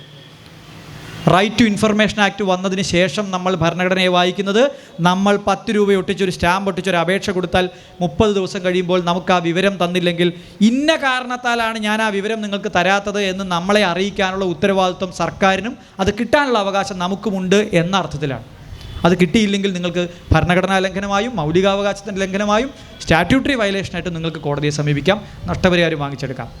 നമ്മൾ ഓരോ വർഷം കഴിയുന്തോറും 50 എഴുതിയ ഭരണഘടന ഒരു വാക്ക് പോലും മാറ്റാതെ പുതിയ അർത്ഥങ്ങൾ ആ ഭരണഘടനയിലേക്ക് നമ്മൾ വായിച്ചെടുക്കുകയാണ്. ആ അർത്ഥങ്ങൾ ജനാധിപത്യത്തെ സമ്പുഷ്ടിപ്പെടുത്തുന്ന അർത്ഥങ്ങളാണ്. അതുകൊണ്ടാണ് കോൺസ്റ്റിറ്റ്യൂഷനെ ഒരു ലിവിങ് ഓർഗാനിസം, ഒരു വളരുന്ന ജീവി എന്ന് വിളിക്കുന്നത്. ഈ വളരുന്ന ജീവിയെ നമ്മൾ വായിച്ചെടുക്കേണ്ടത് കാലാകാലങ്ങളിൽ സുപ്രീം കോടതി വായിച്ചെടുക്കുന്നതിനനുസരിച്ചാണ് ഇതിൻ്റെ വളർച്ചയും തളർച്ചയും. സുപ്രീം കോടതിയും ഹൈക്കോടതികളും വായിച്ചെടുക്കുന്ന പോലെയാണ്, നമ്മൾ വായിക്കുന്നത് പോലെയാണ്. സ്റ്റേറ്റുകൾക്ക് അധികാരമില്ല എന്ന് നമ്മൾ തീരുമാനിച്ചാൽ അധികാരമില്ല, ഉണ്ടെന്ന് തീരുമാനിച്ചാൽ അധികാരമുണ്ട്. ഭരണഘടനയിൽ ഇത് വായിച്ചെടുക്കാൻ കഴിയും. കാരണം സ്റ്റേറ്റുകളെ സമ്പൂർണ്ണമായി തള്ളിക്കളഞ്ഞുകൊണ്ടുള്ളൊരു ഇന്ത്യയോ സ്റ്റേറ്റിൻ്റെ അധികാരങ്ങളെ മറികടന്നുകൊണ്ടുള്ളൊരു ഇന്ത്യയോ ഇന്ത്യയിൽ സാധ്യമല്ല. കാരണം ഇത് യൂണിയൻ ഓഫ് സ്റ്റേറ്റ്സാണ്. അതുകൊണ്ട് സർക്കാരുകൾ കേരളത്തെ പോലെ മുമ്പോട്ട് വരികയും ജനസംഖ്യയുടെ ഭാഗമായിട്ട്, കണക്കെടുക്കുന്നതിൻ്റെ ഭാഗമായിട്ട്, സെൻസസിൻ്റെ ഭാഗമായിട്ട്, വിവരശേഖരണത്തിൻ്റെ ഭാഗമായിട്ട്, ആധാർ ഡാറ്റ കളക്ഷൻ്റെ ഭാഗമായിട്ട് നിങ്ങൾ മതം തിരിച്ച് ആളുകളുടെ പൗരത്വം തീരുമാനിക്കാം എന്ന പരിപാടി കേരളത്തിൽ നടപ്പില്ല എന്ന് സർക്കാർ പറഞ്ഞാൽ ചട്ടവും നിയമവും ഭേദഗതി ചെയ്ത് പാർലമെൻറ്റിൻ്റെ പുതിയ അംഗീകാരം കിട്ടുന്നതുവരെ അത് നടപ്പില്ല എന്ന് തന്നെയാണ് അർത്ഥം. പാർലമെൻറ്റിൽ അതിശക്തമായൊരു പ്രതിപക്ഷമെങ്കിലും ഉണ്ടാവേണ്ടത് ജനാധിപത്യത്തിൻ്റെ വളരെ അത്യാവശ്യമുള്ളൊരു കാര്യമാണ്. അത് വന്നാൽ സുപ്രീം കോടതി എങ്ങനെയാണ് ഇതിനെ കാണാൻ പോകുക എന്നൊക്കെ ഉള്ളത് വേറെ വിഷയമാണ്. പക്ഷേ ഞാനിവിടെ അവസാനിപ്പിക്കുന്നു. ഈ ഭരണഘടനയെ കൂടുതൽ ശക്തമായി വായിച്ചെടുക്കുകയാണ് ഇത്തരം അവകാശങ്ങൾ നേടിയെടുക്കുക വഴി നമ്മൾ ചെയ്യേണ്ടത്. നിയമത്തിൻ്റെ ന്യൂവാൻസസ് എന്ന് പറയുന്നത്, അതിൻ്റെ കോംപ്ലക്സിറ്റീസ് എന്ന് പറയുന്നത് ഏതെങ്കിലും മന്ത്രിസഭകൾക്കോ ഏതെങ്കിലും MP-മാർക്കോ മാത്രം വിട്ടുകൊടുക്കാതെ ഇത് നമ്മൾ റേസ് ചെയ്തില്ലെങ്കിൽ ഈ പൗരത്വം തെളിയിക്കേണ്ട ബാധ്യത നമ്മുടെ ബാധ്യതയായി മാറുമ്പോൾ അനാഥരായിട്ടുള്ള മനുഷ്യരെങ്ങനെയാണ് അവരുടെ അച്ഛനും അമ്മയും ഇന്ത്യൻ പൗരന്മാരാണെന്ന് തെളിയിക്കുക? നമ്മുടെ ചുറ്റുപാടുമുള്ള മനുഷ്യരെങ്ങനെയാണ് അവരുടെ മരിച്ചുപോയ അപ്പൂപ്പൻ്റെ പൗരത്വം തെളിയിക്കാൻ ആവശ്യപ്പെട്ടാൽ തെളിയിക്കുക? ആസാമിൽ കിടക്കുന്ന പോലെ ആളുകൾ ഫോറിനേഴ്സ് ആക്ടിൽ ജയിലിൽ കഴിയേണ്ട ഒരു അവസ്ഥ ഉണ്ടായാൽ നമ്മൾ എങ്ങനെയാണ് അവരെ സഹായിക്കുക? നമുക്കൊന്നും പ്രശ്നം ഉണ്ടാവില്ല ഒരുപക്ഷെ. പക്ഷേ കേരളത്തിൻ്റെ പ്രശ്നമാണ്.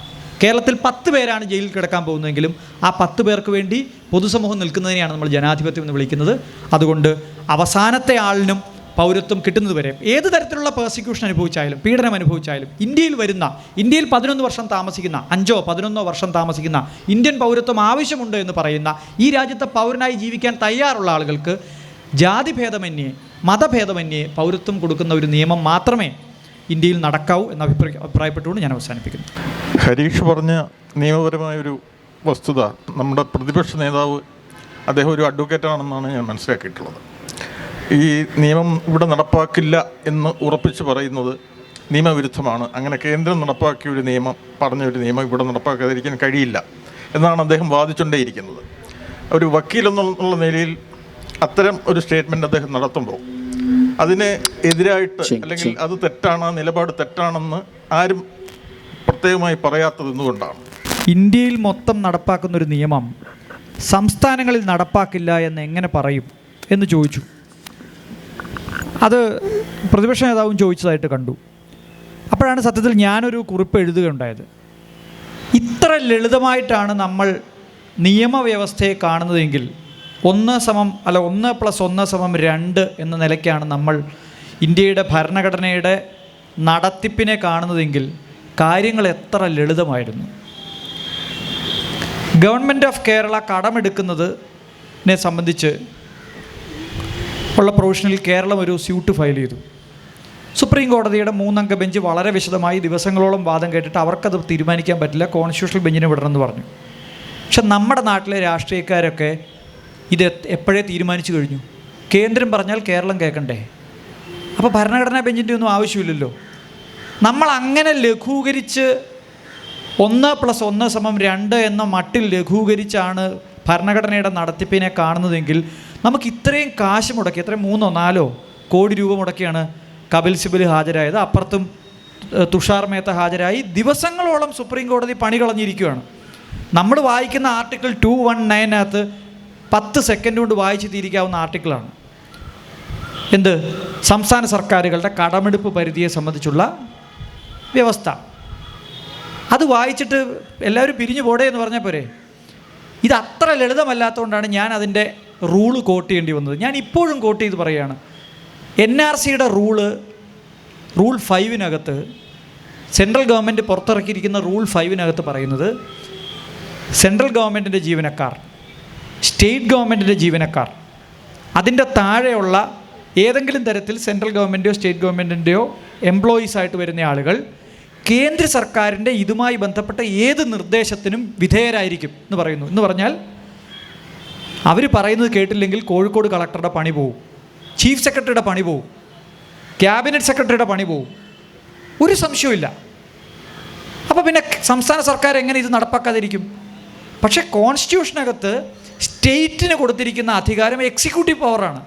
ആർട്ടിക്കിൾ 77 പ്രകാരം ഈ എക്സിക്യൂട്ടീവ് പവർ എങ്ങനെയാണ് അവർ വിനിയോഗിക്കുന്നത്?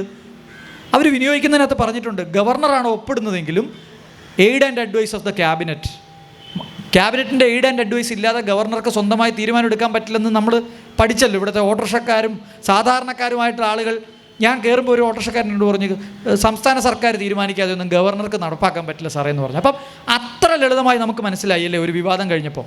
ഞാൻ ഉറച്ചു പറയുന്നു, സ്റ്റേറ്റ് എന്ന് റൂൾ 5-ൽ പറയാത്തിടത്തോളം ക്യാബിനറ്റിൻ്റെ മുമ്പിൽ ഇന്നയാളെ, ഇന്ന IAS ഉദ്യോഗസ്ഥനെ കേരളത്തിലെ NPRൻ്റെ നടത്തിപ്പ് ചുമതലയിലേക്ക് രജിസ്ട്രാറായിട്ട്, സ്റ്റേറ്റ് രജിസ്ട്രാറായിട്ടും, ഇന്ന ജില്ലകളിൽ ഇന്ന ആളുകളെ ജില്ലാ രജിസ്ട്രാർമാരായിട്ടും, താഴെ ഇന്ന ഉദ്യോഗസ്ഥരെ ലോക്കൽ രജിസ്ട്രാർമാരായിട്ടും നിയമിക്കണം എന്ന് പറഞ്ഞ് ക്യാബിനറ്റിലേക്ക് പ്രപ്പോസൽ കൊടുക്കാൻ നമ്മുടെ ഇപ്പോഴത്തെ ചീഫ് സെക്രട്ടറി വിചാരിച്ചാൽ സാധിക്കും. പക്ഷേ ക്യാബിനറ്റ് ഇത്തവണ അത് പരിഗണിക്കുന്നില്ല എന്ന് മുഖ്യമന്ത്രിയും മന്ത്രിമാരും തീരുമാനിച്ചാൽ അത് ഈ ക്യാബിനറ്റിൽ പരിഗണിച്ചേ പറ്റൂ എന്ന് പറയാൻ സംസ്ഥാന സർക്കാരിൻ്റെ കീഴിലുള്ള ഉദ്യോഗസ്ഥർക്കോ കേന്ദ്ര സർക്കാരിൻ്റെ ഉദ്യോഗസ്ഥർക്കോ കേന്ദ്ര സർക്കാരിൻ്റെ ക്യാബിനറ്റിനോ കഴിയില്ല. ഇതാണ് നിലനിൽക്കുന്ന നിയമം. നാളെ ചട്ടം 5 പരിഷ്കരിച്ച് അതിനകത്ത് സ്റ്റേറ്റ് എന്ന് ഇൻക്ലൂഡ് ചെയ്യാം. പക്ഷേ പാർലമെൻറ്റിൻ്റെ പെർമിഷൻ മേടിക്കണം. സ്വാഭാവികമായിട്ടും പാർലമെൻറ്റിൽ ചർച്ച നടക്കും. ആ ചട്ടഭേദഗതി നമുക്ക് സുപ്രീം കോടതിയിൽ ചലഞ്ച് ചെയ്യാൻ പറ്റും. കാരണം അത് സ്റ്റേറ്റിൻ്റെ പവറിലേക്കുള്ള കൈകടത്തലാണ്. 69 മുതൽ നമ്മൾ എൻജോയ് ചെയ്തു വരുന്ന ജനനമരണ ആക്ടിനകത്ത് കിട്ടുന്ന സ്വാതന്ത്ര്യവും, അതുപോലെ 2003 മുതൽ 2024 വരെ സംസ്ഥാനങ്ങൾക്ക് കിട്ടിയിരിക്കുന്ന ഒരു അധികാരവും ആ സംസ്ഥാനങ്ങളുടെ ചർച്ചയില്ലാതെ ഏകപക്ഷീയമായിട്ട് ഭേദഗതി ചെയ്യുന്നു. സ്വാഭാവികമായിട്ടും ചലഞ്ച് ചെയ്യപ്പെടും. സുപ്രീം കോടതി പറയാണ്, നിങ്ങളുടെ സമ്മതമൊന്നും വേണ്ട, ഇത് ഇന്ത്യയിൽ നടപ്പാക്കുമെന്ന് പറഞ്ഞാൽ ആസ് ഓൺ ടുഡേ ബഹുമാനപ്പെട്ട പ്രതിപക്ഷ നേതാവ്, എൻ്റെ സുഹൃത്ത്, ഇന്ന് ഞങ്ങൾ ഒരുമിച്ചാണ് വന്നത്. അത് പറയാൻ പാടില്ലായിരുന്നു. അത് ഈ ഇലക്ഷൻ കാലത്ത് അദ്ദേഹത്തിന് അങ്ങനെ പറയാൻ പറ്റൂ എന്നാണ് ഞാൻ വിചാരിക്കുന്നത്. നമ്മളൊക്കെ ഈ തെരഞ്ഞെടുപ്പ് കാലത്തെ 10 വോട്ടിനപ്പുറത്ത് ഈ കോൺസ്റ്റിറ്റ്യൂഷൻ നിലനിൽക്കുന്നതിനെ പറ്റിയുള്ള ചർച്ച ചെയ്യാത്തതുകൊണ്ടാണ് നമ്മളിവിടെ എത്തിയത്. 2003 BJP ഗവൺമെൻറ്റിൻ്റെ ഭരണഘടനാ ഭേദഗതിയിൽ നിങ്ങളുടെ അച്ഛൻ്റെയും അമ്മയുടെയും പൗരത്വം തെളിയിച്ചാലേ നിങ്ങൾക്ക് പൗരത്വം കിട്ടൂ ഇവിടെ ജനിച്ചാൽ എന്ന ഭേദഗതി നമ്മൾ ചർച്ച ചെയ്തോ? നമ്മൾ ആരെങ്കിലും ഇവിടെ പരിപാടികൾ നടത്തി ചർച്ച ചെയ്തോ? നമ്മൾ ഏതെങ്കിലും ചാനൽ ചർച്ചകൾ ഇത് കണ്ടോ? ഏതെങ്കിലും പത്രത്തിൻ്റെ എഡിറ്റ് പേജിൽ നിങ്ങൾ കണ്ടോ 2003 ഇതാ പൗരത്വം ഗുരുതരമായ പ്രതിസന്ധിയെ നേരിടുന്നു? ഇല്ല. കാരണം അന്ന് കേവലം അനാഥരെയോ അല്ലെങ്കിൽ രേഖയില്ലാത്ത ആളുകളെയോ മാത്രം ബാധിക്കുന്ന പ്രശ്നമായിരുന്നു. അന്ന് ആസാമിലെ കുറച്ച് പാവപ്പെട്ടവരെ ബാധിക്കുന്ന പ്രശ്നമായിരുന്നു. കേരളത്തിൽ ആരെയും ബാധിക്കില്ല. നമ്മുടെ മൂക്കിനകത്ത് വന്ന് കുത്താൻ തുടങ്ങിയപ്പോഴാണ് ഇത് നമ്മൾ ചർച്ച ചെയ്തു തുടങ്ങിയത്. അതുകൊണ്ടാണ് കേരളത്തിലെ പ്രതിപക്ഷ നേതാവിനെതിരെ അല്ലെങ്കിൽ അദ്ദേഹം പറഞ്ഞ വാക്കിനകത്തുള്ള വസ്തുതാവിരുദ്ധമായിട്ടുള്ള സംഗതി, ശ്രീ പ്രേമേന്ദ്രൻ MP പറഞ്ഞ സംഗതി വസ്തുതാവിരുദ്ധമാണെന്ന് ചൂണ്ടിക്കാണിക്കാൻ ആരും വരാത്തത് അതുകൊണ്ടാണെന്നാണ് ഞാൻ വിചാരിക്കുന്നത്. സത്യത്തിൽ ഒരു കാര്യം കൂടി പറയാം. നമ്മൾ കാശ് മുടക്കി 2 ലക്ഷവും 3 ലക്ഷവും ശമ്പളം കൊടുത്ത് ഒരുപാട് MP-മാരെ കേന്ദ്രത്തിലേക്ക് വിട്ടിട്ടില്ലേ? കഴിഞ്ഞ 5 വർഷം ഉണ്ടായിരുന്നല്ലോ. ഒരാളെങ്കിലും ഇത് അവിടെ പാർലമെൻറ്റിൽ ഈ വിഷയം ഉന്നയിക്കും എന്ന് ഞാൻ വിചാരിച്ചിരുന്നു. അത് ഉന്നയിച്ചില്ല. 2019 പിണറായി വിജയൻ പറഞ്ഞു, ഞാൻ ഈ സർക്കാർ തുടരുന്നിടത്തോളം കാലം കേരളത്തിൽ D എന്ന് മാർക്ക് ചെയ്ത് ഒരു പൗരത്വ പട്ടികയും പുറത്തിറക്കില്ല എന്ന് പറഞ്ഞു. ആ ജിയോ പുറത്തിറങ്ങി. ആരും ചോദ്യം ചെയ്തില്ല. അപ്പം ഞാൻ എന്നോട് ചോദിക്കുന്ന ആളുകളോടൊക്കെ ചോദിക്കൂ, സർവ്വസൈന്യാധിപനായിട്ടുള്ള അമിത്ഷാ ഭരിക്കുന്നു, കേരളത്തിൽ BJP-ക്കാർ തീരുമാനിക്കുന്ന ആൾ ചീഫ് ജസ്റ്റിസ് ആയിട്ട് വരുന്നു, ഇന്ത്യയിൽ സുപ്രീം കോടതിയിൽ ഏത് ബെഞ്ചിൽ ഏത് കേസ് പോകണമെന്ന് പോലും കേന്ദ്ര സർക്കാർ തീരുമാനിക്കുന്നത് പോലെയുള്ള ഇടപെടലുകൾ കോടതിക്കകത്ത് പോലും നടക്കുന്നതായിട്ട് പരാതികൾ വരുന്നു. എന്തുകൊണ്ടാണ് ഈ സർക്കാർ ഇറക്കിയ 2019 നവംബർ 12 ഇറക്കിയ ഉത്തരവ് പിൻവലിച്ചപ്പോൾ അത് സ്റ്റേ ചെയ്തുകൊണ്ടൊരു ഉത്തരവിട്ടുകൂടായിരുന്നോ? അത് ചെയ്യാത്തത് ഒന്നും വേണ്ട. പുതിയ ചട്ടം പുറത്തിറക്കി 2023 നിങ്ങളൊക്കെ കണ്ടു കാണും. എന്തിനാ ഈ റെയിൽവേ ഉദ്യോഗസ്ഥനെ പൗരത്വം പരിശോധിക്കാൻ പറഞ്ഞു വിട്ടത്? ഇവിടുത്തെ കമ്മീഷണർ ഓഫ് പോലീസിനെ പറഞ്ഞു വിട്ടുമായിരുന്നോ? അമിത്ഷായോ നരേന്ദ്രമോദിയോ കോഴിക്കോട് ഇറങ്ങിയാൽ പോകുന്നവരെ കളക്ടറും കമ്മീഷണറും കൂടെ കാണുമല്ലോ, നിങ്ങൾ കാണാറില്ലേ? അവർ പറഞ്ഞാൽ കേൾക്കേണ്ട ഉദ്യോഗസ്ഥരാണ്. അവരെ എല്ലാം ഏർപ്പാട് ചെയ്തിട്ട് ഈ പുതിയ കമ്മിറ്റി രൂപീകരിച്ചിട്ടായിരുന്നു. ഞാൻ ആ കമ്മിറ്റിയിലെ ഒരു മെമ്പറെ നോക്കി കേട്ടോ. NIC എന്ന് പറയുന്ന നാഷണൽ ഇൻഫോർമാറ്റിക് സെൻറ്ററിൻ്റെ ഉദ്യോഗസ്ഥൻ എന്നാണ് അതിൽ ഒരാൾ. ആരാണെന്നറിയോ? ഈ കളക്ടറേറ്റിലിരുന്ന് സർക്കാരിൻ്റെ വെബ്സൈറ്റ് ഡിസൈൻ ചെയ്ത് കൊടുക്കുന്ന ആളുണ്ടല്ലോ, NIC, അതിലൊരു ഉദ്യോഗസ്ഥൻ, റെയിൽവേ ഉദ്യോഗസ്ഥൻ, IB-യിലെ ഉദ്യോഗസ്ഥൻ, പോസ്റ്റ് മാഷ്, ഇവരൊക്കെയാണ് ഇപ്പോഴത്തെ പുതിയ കമ്മിറ്റിയിലെ അംഗങ്ങൾ. അപ്പോൾ കേന്ദ്ര സർക്കാർ പറഞ്ഞാൽ ഏത് സംസ്ഥാന സർക്കാരിൻ്റെ കീഴിലുള്ള ഉദ്യോഗസ്ഥനും ചെയ്യുമെങ്കിൽ നിങ്ങൾക്ക് പോലീസുകാരെയും IAS-കാരെയൊക്കെ ഏർപ്പെടുത്തിയിരുന്നെങ്കിൽ അവർ സിക്കിമിലേക്ക് ട്രാൻസ്ഫർ മേടിച്ച് അവർ ചെയ്തു കൊടുത്തേനെ. സംസ്ഥാന സർക്കാർ എന്ന് പറയുന്നൊരു ഭരണഘടനാ സംവിധാനം ഈ കേന്ദ്ര സർക്കാരിൻ്റെയും ഉദ്യോഗസ്ഥന്മാരുടെയും ഇടയിൽ ഉണ്ടായിപ്പോയി. അതുകൊണ്ട് സ്മൂത്തായിട്ട് ഇവർ വിചാരിച്ച പോലെ റൂൾ പരിഷ്കരണം നടക്കുന്നില്ല. അതാണ് അതിനകത്തെ വാസ്തവത്തിൽ ആ രീതിയിൽ കോൺസ്റ്റിറ്റ്യൂഷനെ മനസ്സിലാക്കുന്ന ഒരു ജനതയായിരുന്നെങ്കിൽ ഒരു പക്ഷേ പ്രതിപക്ഷ നേതാവ് ഇലക്ഷൻ കാലത്ത് പോലും ഇത്തരമൊരു സംഗതി പറയില്ലായിരുന്നു. അതിനകത്തൊരു ചെറിയ സത്യമുണ്ട്. ആ സത്യം എന്താണെന്നറിയോ? CAA ഒട്ടും നടപ്പാക്കാൻ ഞങ്ങൾ സമ്മതിക്കില്ലെന്ന് പറയാൻ പറ്റില്ല. കോഴിക്കോട്ടിരിക്കുന്ന ഒരു പാകിസ്ഥാൻ പൗരന് പൗരത്വം കൊടുക്കണമെന്ന് തീരുമാനിച്ചാൽ ഈ പോസ്റ്റ് മാഷും ഈ ടീം ജില്ലാ കമ്മിറ്റി കൂടി ഇരുന്ന് തീരുമാനിച്ചിട്ട് പൗരത്വം കൊടുക്കാൻ കഴിയും. പൗരത്വം ആർക്കെങ്കിലും കൊടുക്കുന്നതാണ് കേരളത്തിൻ്റെ പ്രശ്നമെന്ന് നിങ്ങൾക്ക് തോന്നിയോ? ഈ വരുന്ന ഏതെങ്കിലും രാജ്യത്ത് ഏതെങ്കിലും ഒരാൾക്ക് പൗരത്വം കൊടുക്കുന്നതാണ് പ്രശ്നം തോന്നിയോ? ഇല്ല. എനേബിളിംഗ് പ്രൊവിഷൻ സാധ്യമാണ്. അത് പിണറായി വിജയൻ വിചാരിച്ചാലോ സർക്കാർ വിചാരിച്ചാലോ തടയാൻ പറ്റുന്നൊരു കാര്യമല്ല. പൗരത്വം കൊടുക്കാം. കേന്ദ്ര സർക്കാരിൻ്റെ കീഴിലുള്ള സബ്ജക്റ്റാണ് പൗരത്വം എന്ന് പറയുന്നത്. ദേശീയ സർക്കാരിൻ്റെ കീഴിൽ ഡയറക്റ്റ്ലി വരുന്നൊരു കാര്യമാണ്. പൗരത്വം കൊടുക്കാം. പക്ഷേ പൗരത്വത്തിൻ്റെ പേരിൽ മറ്റൊരാളെ വിവേചനം കൊടുത്ത് ഒരാളെ പ്രോസിക്യൂട്ട് ചെയ്യാമെന്ന് വിചാരിച്ചാൽ അത് നടക്കില്ല. കാരണം ആ ലിസ്റ്റ് ഉണ്ടാക്കാൻ കഴിയില്ല. ഹരീഷ് സാറിനോടാണ് ഒരു സംശയം. ഇപ്പം ഇന്നൊക്കെ ആയിട്ട് കണ്ടുകൊണ്ടിരിക്കുന്ന ഒരു കാര്യമാണ്. നേരത്തെ ഉണ്ടായൊരു നിയമമാണെന്ന് തോന്നുന്നു. ഇന്നലെയൊക്കെയാണ് അത് മാധ്യമങ്ങളിൽ അത് കുറച്ച് വിപുലമായി കണ്ടത്. നമ്മുടെ ജനനം രജിസ്റ്റർ ചെയ്യുന്ന സമയത്ത് നേരത്തെ കുടുംബത്തിൻ്റെ മാത്രം മതം രേഖപ്പെടുത്തിയാൽ മതിയായിരുന്നു. ഇപ്പം പുതിയ നിയമപ്രകാരം കുടുംബത്തിൻ്റേത് മാത്രം പോരാ, പിതാവിൻ്റെയും മാതാവിൻ്റെയും രേഖപ്പെടുത്തണമെന്നുകൂടി ഒരു നിർദ്ദേശം വന്നിട്ടുണ്ട് എന്നാണ് അറിയാൻ കഴിയുന്നത്. ഇത് എത്രമാത്രം നമ്മൾ സംസാരിച്ചുകൊണ്ടിരിക്കുന്ന ഈ വിഷയവുമായി ബന്ധപ്പെടുന്നതാണ് എന്ന് ഒന്ന് വിശദമാക്കിയാൽ നന്നാവും. മതം സർക്കാർ രേഖകളിൽ കടന്നു വരുന്നത് വാസ്തവത്തിൽ NRCയുടെ സ്കീം, NRCയുടെ രൂപത്തിൽ അല്ലെങ്കിൽ മറ്റൊരു രൂപത്തിൽ ഇന്ത്യയിൽ നടപ്പാക്കാനാണ് എന്ന് തന്നെയാണ് എനിക്ക് ഇതിനെ വളരെ സ്വതന്ത്രമായി ഒരു കക്ഷി രാഷ്ട്രീയ ആലോചനയും ഇല്ലാതെ വായിച്ചാൽ പോലും എനിക്ക് മനസ്സിലാവുന്നത്. കാരണം നിങ്ങൾക്ക് റിസർവേഷൻ നടപ്പാക്കാൻ പോലും ജാതി മതി, കമ്മ്യൂണിറ്റി മതി. റിസർവേഷൻ നടപ്പാക്കുന്നത് മതത്തിൻ്റെ അടിസ്ഥാനത്തിലല്ല, കമ്മ്യൂണിറ്റിയുടെ അടിസ്ഥാനത്തിലാണ്. കമ്മ്യൂണിറ്റി സർട്ടിഫിക്കറ്റ് ഉണ്ടെങ്കിൽ നിങ്ങൾക്ക് റിസർവേഷൻ ഉൾപ്പെടെയുള്ള സംഗതികൾ നടപ്പാക്കാൻ കഴിയും. മതം എന്ന് പറയുന്നത് മതവുമായി ബന്ധപ്പെട്ട നിയമങ്ങൾ, വ്യക്തി നിയമങ്ങൾ നടപ്പാക്കാൻ വേണ്ടി മാത്രമാണ്. BJPയുടെ ഇന്ത്യയിലെ പ്രഖ്യാപിത നയം ഞങ്ങൾ യൂണിഫോം സിവിൽ കോഡ് കൊണ്ടുവരും എന്നുള്ളതാണ്. എന്ന് പറഞ്ഞാൽ കുറച്ചു കാലം കഴിയുമ്പോൾ മതത്തിൻ്റെ അതിർവരമ്പുകൾ സിവിൽ നിയമങ്ങളിൽ ഇല്ലാതാവും. ക്രിമിനൽ നിയമത്തിൽ ഓൾറെഡി അത് ഇല്ലാതായിക്കൊണ്ടിരിക്കുകയാണ്, മുത്തലാഖ് പോലുള്ള സംഗതികൾ പോയതോടുകൂടി. അപ്പം നിങ്ങൾ വിഭാവനം ചെയ്യുന്ന ഇന്ത്യ സിവിൽ നിയമത്തിനകത്ത് പോലും വ്യക്തി നിയമത്തിനകത്ത് പോലും മതങ്ങളുടെ ഐഡൻറ്റിറ്റിയെ സംരക്ഷിക്കുന്നില്ല എന്ന് പറയുന്നൊരു സർക്കാർ പിന്നെ എന്തിനാണ് ഇന്നലെ വരെ ഇല്ലാതിരുന്ന എല്ലാ റെക്കോർഡ്സിനകത്തേക്കും മതം കൊണ്ടുവരുന്നത്? വോട്ടർ പട്ടികയ്ക്കകത്തേക്ക് എങ്ങനെയാണ് മാതാവിൻ്റെയും പിതാവിൻ്റെയും മതം പ്രസക്തമാവുന്നത്? ജനന മരണ രജിസ്ട്രേഷൻ എങ്ങനെയാണ് അത് പ്രസക്തമാവുന്നത്? ഗ്രാൻഡ് ഫാദറിൻ്റെയും ഗ്രാൻഡ് മദറിൻ്റെയും ഇതിൻ്റെ ഒരു നാൾ വഴി നമ്മൾ നോക്കിയാൽ 1992 ആദ്യ ഭേദഗതി അച്ഛനോ അമ്മയോ ഇന്ത്യക്കാരായിരിക്കണം. 2003 എത്തിയപ്പോൾ ആരെങ്കിലും ഒരാൾ ഇന്ത്യക്കാരായിരിക്കണം, രണ്ടാമത്തെ ആൾ പിന്നെ ഇല്ലീഗൽ മൈഗ്രൻ്റ് ആവാൻ പാടില്ല. 2023 ഭേദഗതി വന്നപ്പോഴത്തേക്കും മതം അതിനകത്ത് പ്രധാനപ്പെട്ട ഘടകമായി വരുന്നു. 10 വർഷം കഴിഞ്ഞ് വരുന്ന ഭേദഗതി നിങ്ങൾ ആലോചിച്ച് നോക്കൂ, അല്ലെങ്കിൽ 5 വർഷം കഴിഞ്ഞ് വരുന്ന ഭേദഗതി ആലോചിച്ച് നോക്കൂ. ഈ പാറ്റേണിൽ പോകുന്നത് മതം ഇതിനകത്തൊരു അടിസ്ഥാന പ്രിൻസിപ്പിളായി മാറുന്നത് മറ്റ് വേർതിരിവുകൾക്ക്. ഇപ്പോൾ എന്നോടൊരാൾ ചോദിച്ചു, നിങ്ങൾക്ക് എന്താ പ്രശ്നം? എന്നെ ഒരു കാലത്തും വേർതിരിക്കാൻ പോകുന്നില്ല. ഞാൻ ഒരു രാജ്യത്തു നിന്നും കടന്നു വന്നല്ല, എൻ്റെ അച്ഛൻ്റെ അമ്മയുടെയും പേപ്പറൊക്കെ കറക്റ്റാണ്. ഈ രാജ്യത്തെ നിയമങ്ങൾ ചോദ്യം ചെയ്യുമ്പോൾ ഒരു പ്രശ്നമുണ്ട്. സുപ്രീം കോടതി ചോദിക്കുന്നൊരു ചോദ്യമുണ്ട്. നേരത്തെ സമാനമായിട്ടുള്ള നിയമ ഭേദഗതികൾ വന്നപ്പോൾ ആർട്ടിക്കിൾ 14 വയലേഷൻ അല്ല എന്ന് ഒരു 3 ബെഞ്ച് പറഞ്ഞാൽ, അല്ലെങ്കിൽ ഒരു 5 പേരിരിക്കുന്ന ജഡ്ജിമാരിരിക്കുന്ന ഒരു ബെഞ്ച് പറഞ്ഞാൽ, അതിൽ താഴെ ഇരിക്കുന്ന ജഡ്ജിമാർക്കോ ഇന്ത്യയിലെ ഹൈക്കോടതികൾക്കോ സമാനമായ മറ്റൊരു നിയമത്തിനകത്ത് ഇതുപോലെ മതം ഒരു അടിസ്ഥാന വർഗീകരണമാക്കി കൊണ്ടുവന്നാൽ ആ നിയമത്തെ അസാധുപ്പെടുത്താൻ കഴിയില്ല. ഞാൻ പറഞ്ഞ മനസ്സിലായോ? ഒരു നിയമം കൊണ്ടുവരുന്നു, ഹിന്ദുവിന് ഒരു അവകാശം, ക്രിസ്ത്യന് വേറൊരു അവകാശം, മുസ്ലിമിന് വേറൊരു അവകാശം. സുപ്രീം കോടതി വരെ പോകുന്നു. സുപ്രീം കോടതി പറഞ്ഞു അതിന് കുഴപ്പമൊന്നുമില്ല, അങ്ങനെ ആവാം. രണ്ടാമത് മതത്തിൻ്റെ അടിസ്ഥാനത്തിൽ മറ്റൊരു തരത്തിലുള്ള വർഗീകരണം കൊണ്ടുവന്നു. അതായത് MP ആയിട്ട് മത്സരിക്കണമെങ്കിൽ ഒരു പർട്ടിക്കുലർ മതത്തിലുള്ള ആളുകൾക്കേ പറ്റുള്ളൂ എന്ന് പറയുന്നു എന്ന് വെച്ചോളൂ. ചലഞ്ച് ചെയ്യുമ്പോൾ ആദ്യത്തെ ഡിഫൻസ് എന്തായിരിക്കും? മതത്തിൻ്റെ പേരിൽ വർഗീകരണം സാധ്യമാണ് എന്ന് ഇന്ന കേസിൽ സുപ്രീം കോടതി പറഞ്ഞിട്ടുണ്ട്. മതത്തിൻ്റെ പേരുള്ള വർഗീകരണം ആർട്ടിക്കിൾ 14 വയലേഷൻ അല്ല എന്ന് പറഞ്ഞിട്ടുണ്ട്. ഇതൊരു ബാഡ് പ്രീസിഡൻറ്റ് ക്രിയേറ്റ് ചെയ്യുകയാണ്. എന്താണ് ആ ബാഡ് പ്രീസിഡൻറ്റ്? ആർട്ടിക്കിൾ 14 അനുസരിച്ച് മനുഷ്യരെ വർഗീകരിക്കുമ്പോൾ മതം ഒരു അടിസ്ഥാന തത്വമാക്കാം എന്നതാണ് ആ പ്രീസിഡൻറ്റ്. അത് 75 വർഷത്തിനിടയിൽ ഇന്ത്യയിൽ ആദ്യമാണ്. അപ്പോൾ ആസാമിലിരിക്കുന്ന ആളുടെ കാര്യമായാലും ഗുജറാത്തിലിരിക്കുന്ന ആളുകളുടെ കാര്യമായാലും ഇന്ത്യയിൽ പൗരത്വത്തെ സംബന്ധിച്ച് മാത്രമല്ല, ആർട്ടിക്കിൾ 14 വിഭജിക്കുന്ന തുല്യതയെ സംബന്ധിച്ച് മതം ഒരു വിവേചന ക്രൈറ്റീരിയയായിട്ട് ആദ്യമായി രൂപപ്പെടുന്നത് ഈ നിയമത്തിലാണ്. ഇത് തോറ്റുപോയാൽ നാളെ മറ്റേത് വിഷയത്തിലേക്കും മതം ഒരു വർഗീകരണ ക്രൈറ്റീരിയയായി കൊണ്ടുവരാൻ ഒരു പ്രീസിഡൻറ്റ് കിട്ടും. അങ്ങനെ 2 3 പ്രീസിഡൻറ്റ് കൊണ്ടുകഴിയുമ്പോൾ നമ്മൾ അതിന് വളരെ നാച്ചുറലായിട്ട് അങ്ങനെയാണല്ലോ എന്ന് പറയുന്ന രീതിയിലേക്ക് കൊണ്ടുവരും. ഇതാണ് ഞാൻ ഒരു പൗരൻ എന്നുള്ള നിലയ്ക്ക് ഞാൻ ഭയപ്പെടുന്നത്.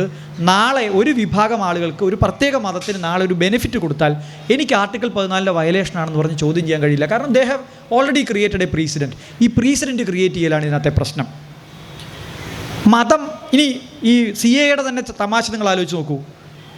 പാകിസ്ഥാനിൽ നിന്ന് വന്നിട്ടുള്ള ഒരു മുസ്ലിം, ഒരു അഹമ്മദിയ, അദ്ദേഹം അവിടെ റിലീജിയസ് പ്രോസിക്യൂഷൻ നേരിടുന്ന ഒരാളാണ്. അയാൾ ഇന്ത്യയിലേക്ക് വന്നപ്പോൾ അയാളുടെ ഡോക്യുമെൻറ്റ്സ് ഒന്നും എടുത്തിട്ടില്ല. അയാൾ ഇന്ത്യയിൽ വന്നു, ഒരു അഹമ്മദിയനാണ്, ഇന്ത്യയിൽ താമസിക്കുകയാണ്, 5 കൊല്ലമായി. അദ്ദേഹം പറയുകയാണ്, ഞാനൊരു ഹിന്ദു ആണെന്ന് എഴുതി കൊടുത്താൽ ഇവിടെ ഏതെങ്കിലും ഒരു ഈ ഹൈന്ദവ പരിപാടികൾ നടക്കുന്ന അല്ലെങ്കിൽ ഒരു ക്രൈസ്റ്റ് പള്ളിയിൽ പോയി ക്രിസ്ത്യൻ മതം സ്വീകരിച്ചിട്ട് എഴുതി കൊടുക്കുകയാണെങ്കിൽ അയാൾക്ക് പൗരത്വം കിട്ടില്ലേ? എന്നോടൊരു RSS സുഹൃത്ത് ചോദിച്ചു, അങ്ങനെ പൗരത്വം കിട്ടണമെന്ന് നിർബന്ധമുണ്ടെങ്കിൽ ഇങ്ങനെ എഴുതി കൊടുത്താൽ പോരെ, നിങ്ങൾ അത് കഴിഞ്ഞിട്ട് പള്ളിയിൽ പോകുന്നുണ്ടോ എന്ന് സർക്കാർ വന്ന് നോക്കുമോ എന്ന് ചോദിച്ചു. കേൾക്കുമ്പോൾ എത്ര ലളിതമായ ചോദ്യം. അതായത് നിങ്ങളുടെ ഡിഗ്നിറ്റി ആണ് പ്രശ്നം. നിങ്ങൾക്ക് നിങ്ങളുടെ മതത്തെ തള്ളി പറഞ്ഞുകൊണ്ട് മറ്റൊരു മതത്തെ സ്വീകരിച്ചാൽ, ഞാൻ പറഞ്ഞ മനസ്സിലായോ? അച്ഛൻ്റെയോ അമ്മയുടെയോ സർട്ടിഫിക്കറ്റിന് പോകണ്ട, ഈ പറയുന്ന ഒന്നും തെളിയിക്കാൻ പോകണ്ട. നിങ്ങൾ ഇന്ന മതത്തിലാണെന്ന് പറഞ്ഞാൽ നിങ്ങൾക്കിത് കിട്ടും. കിട്ടിക്കഴിഞ്ഞ് മതം മാറുന്നതിന് തടസ്സമില്ല. ഇന്ത്യയിൽ ഉണ്ടോ? ഒരാൾ ഈ CAA ബെനിഫിറ്റിൽ, ക്രിസ്ത്യാനി ആയിട്ടുള്ള ഒരാൾ CAA ബെനിഫിറ്റിൽ ഇന്ത്യൻ പൗരത്വം സ്വീകരിച്ചതിന് ശേഷം അയാൾ മുസ്ലിം ആവാൻ പാടില്ല നിയമമുണ്ടോ? അങ്ങനെ ആർക്കെങ്കിലും നിയമം പാസ്സാക്കാൻ കഴിയുമോ? ഇല്ല. അപ്പോൾ പിന്നെ എന്താ, ഇതൊരു സാങ്കല്പിക പ്രശ്നമല്ലേ ഉള്ളൂ. ഇന്ത്യയിലുള്ള മുസ്ലിങ്ങളെല്ലാവരും ആർക്കെങ്കിലും പ്രശ്നമുണ്ടെങ്കിൽ അവരെല്ലാവരും നാളെ ക്രിസ്ത്യാനിയാണെന്നോ ഹിന്ദു ആണെന്നോ ബുദ്ധനാണെന്നോ എഴുതി കൊടുത്തിട്ട് പൗരത്വം കിട്ടിക്കഴിയുമ്പോൾ പറ്റിച്ചേ എന്ന് പറഞ്ഞ് പിറ്റേ ദിവസം മുസ്ലിം പള്ളി പോയാൽ പോരെ? അതിന് കേന്ദ്ര സർക്കാർ നിലവിൽ തടസ്സമൊന്നും വെച്ചിട്ടില്ല. ഇത്രയേ ഉള്ളൂ പ്രശ്നം. രണ്ട് തരം പൗരന്മാരെ സൃഷ്ടിക്കുന്നത് ആർട്ടിക്കിൾ 14 മതത്തിൻ്റെ അടിസ്ഥാനത്തിലാണെങ്കിൽ അതൊരു പ്രശ്നമല്ല എന്ന ഒരു പ്രീസിഡൻറ്റ് ക്രിയേറ്റ് ചെയ്യാൻ ഇന്ത്യയിലെ ഏറ്റവും കുറച്ച് പ്രശ്നം അനുഭവിക്കുന്ന ഒരു വിഭാഗത്തെ തിരഞ്ഞെടുക്കുകയാണ്. എന്ന് പറഞ്ഞാൽ സത്യത്തിൽ CAA കൊണ്ടുവന്നാൽ ഇന്ത്യയിൽ നടപ്പാക്കി കഴിഞ്ഞാൽ ഇന്ത്യയിൽ പൗരത്വം കിട്ടാതെയാവുന്ന മറ്റ് മതക്കാർ എന്ന് പറയുന്നത് മുസ്ലിങ്ങൾ എന്ന് പറയുന്നത് വളരെ ചുരുങ്ങിയ എണ്ണമായിരിക്കും, അല്ലേ? ആയിരിക്കും, സംശയമൊന്നുമില്ല. അവർക്ക് വേണ്ടി അല്ലല്ലോ ഈ ഫൈറ്റ്.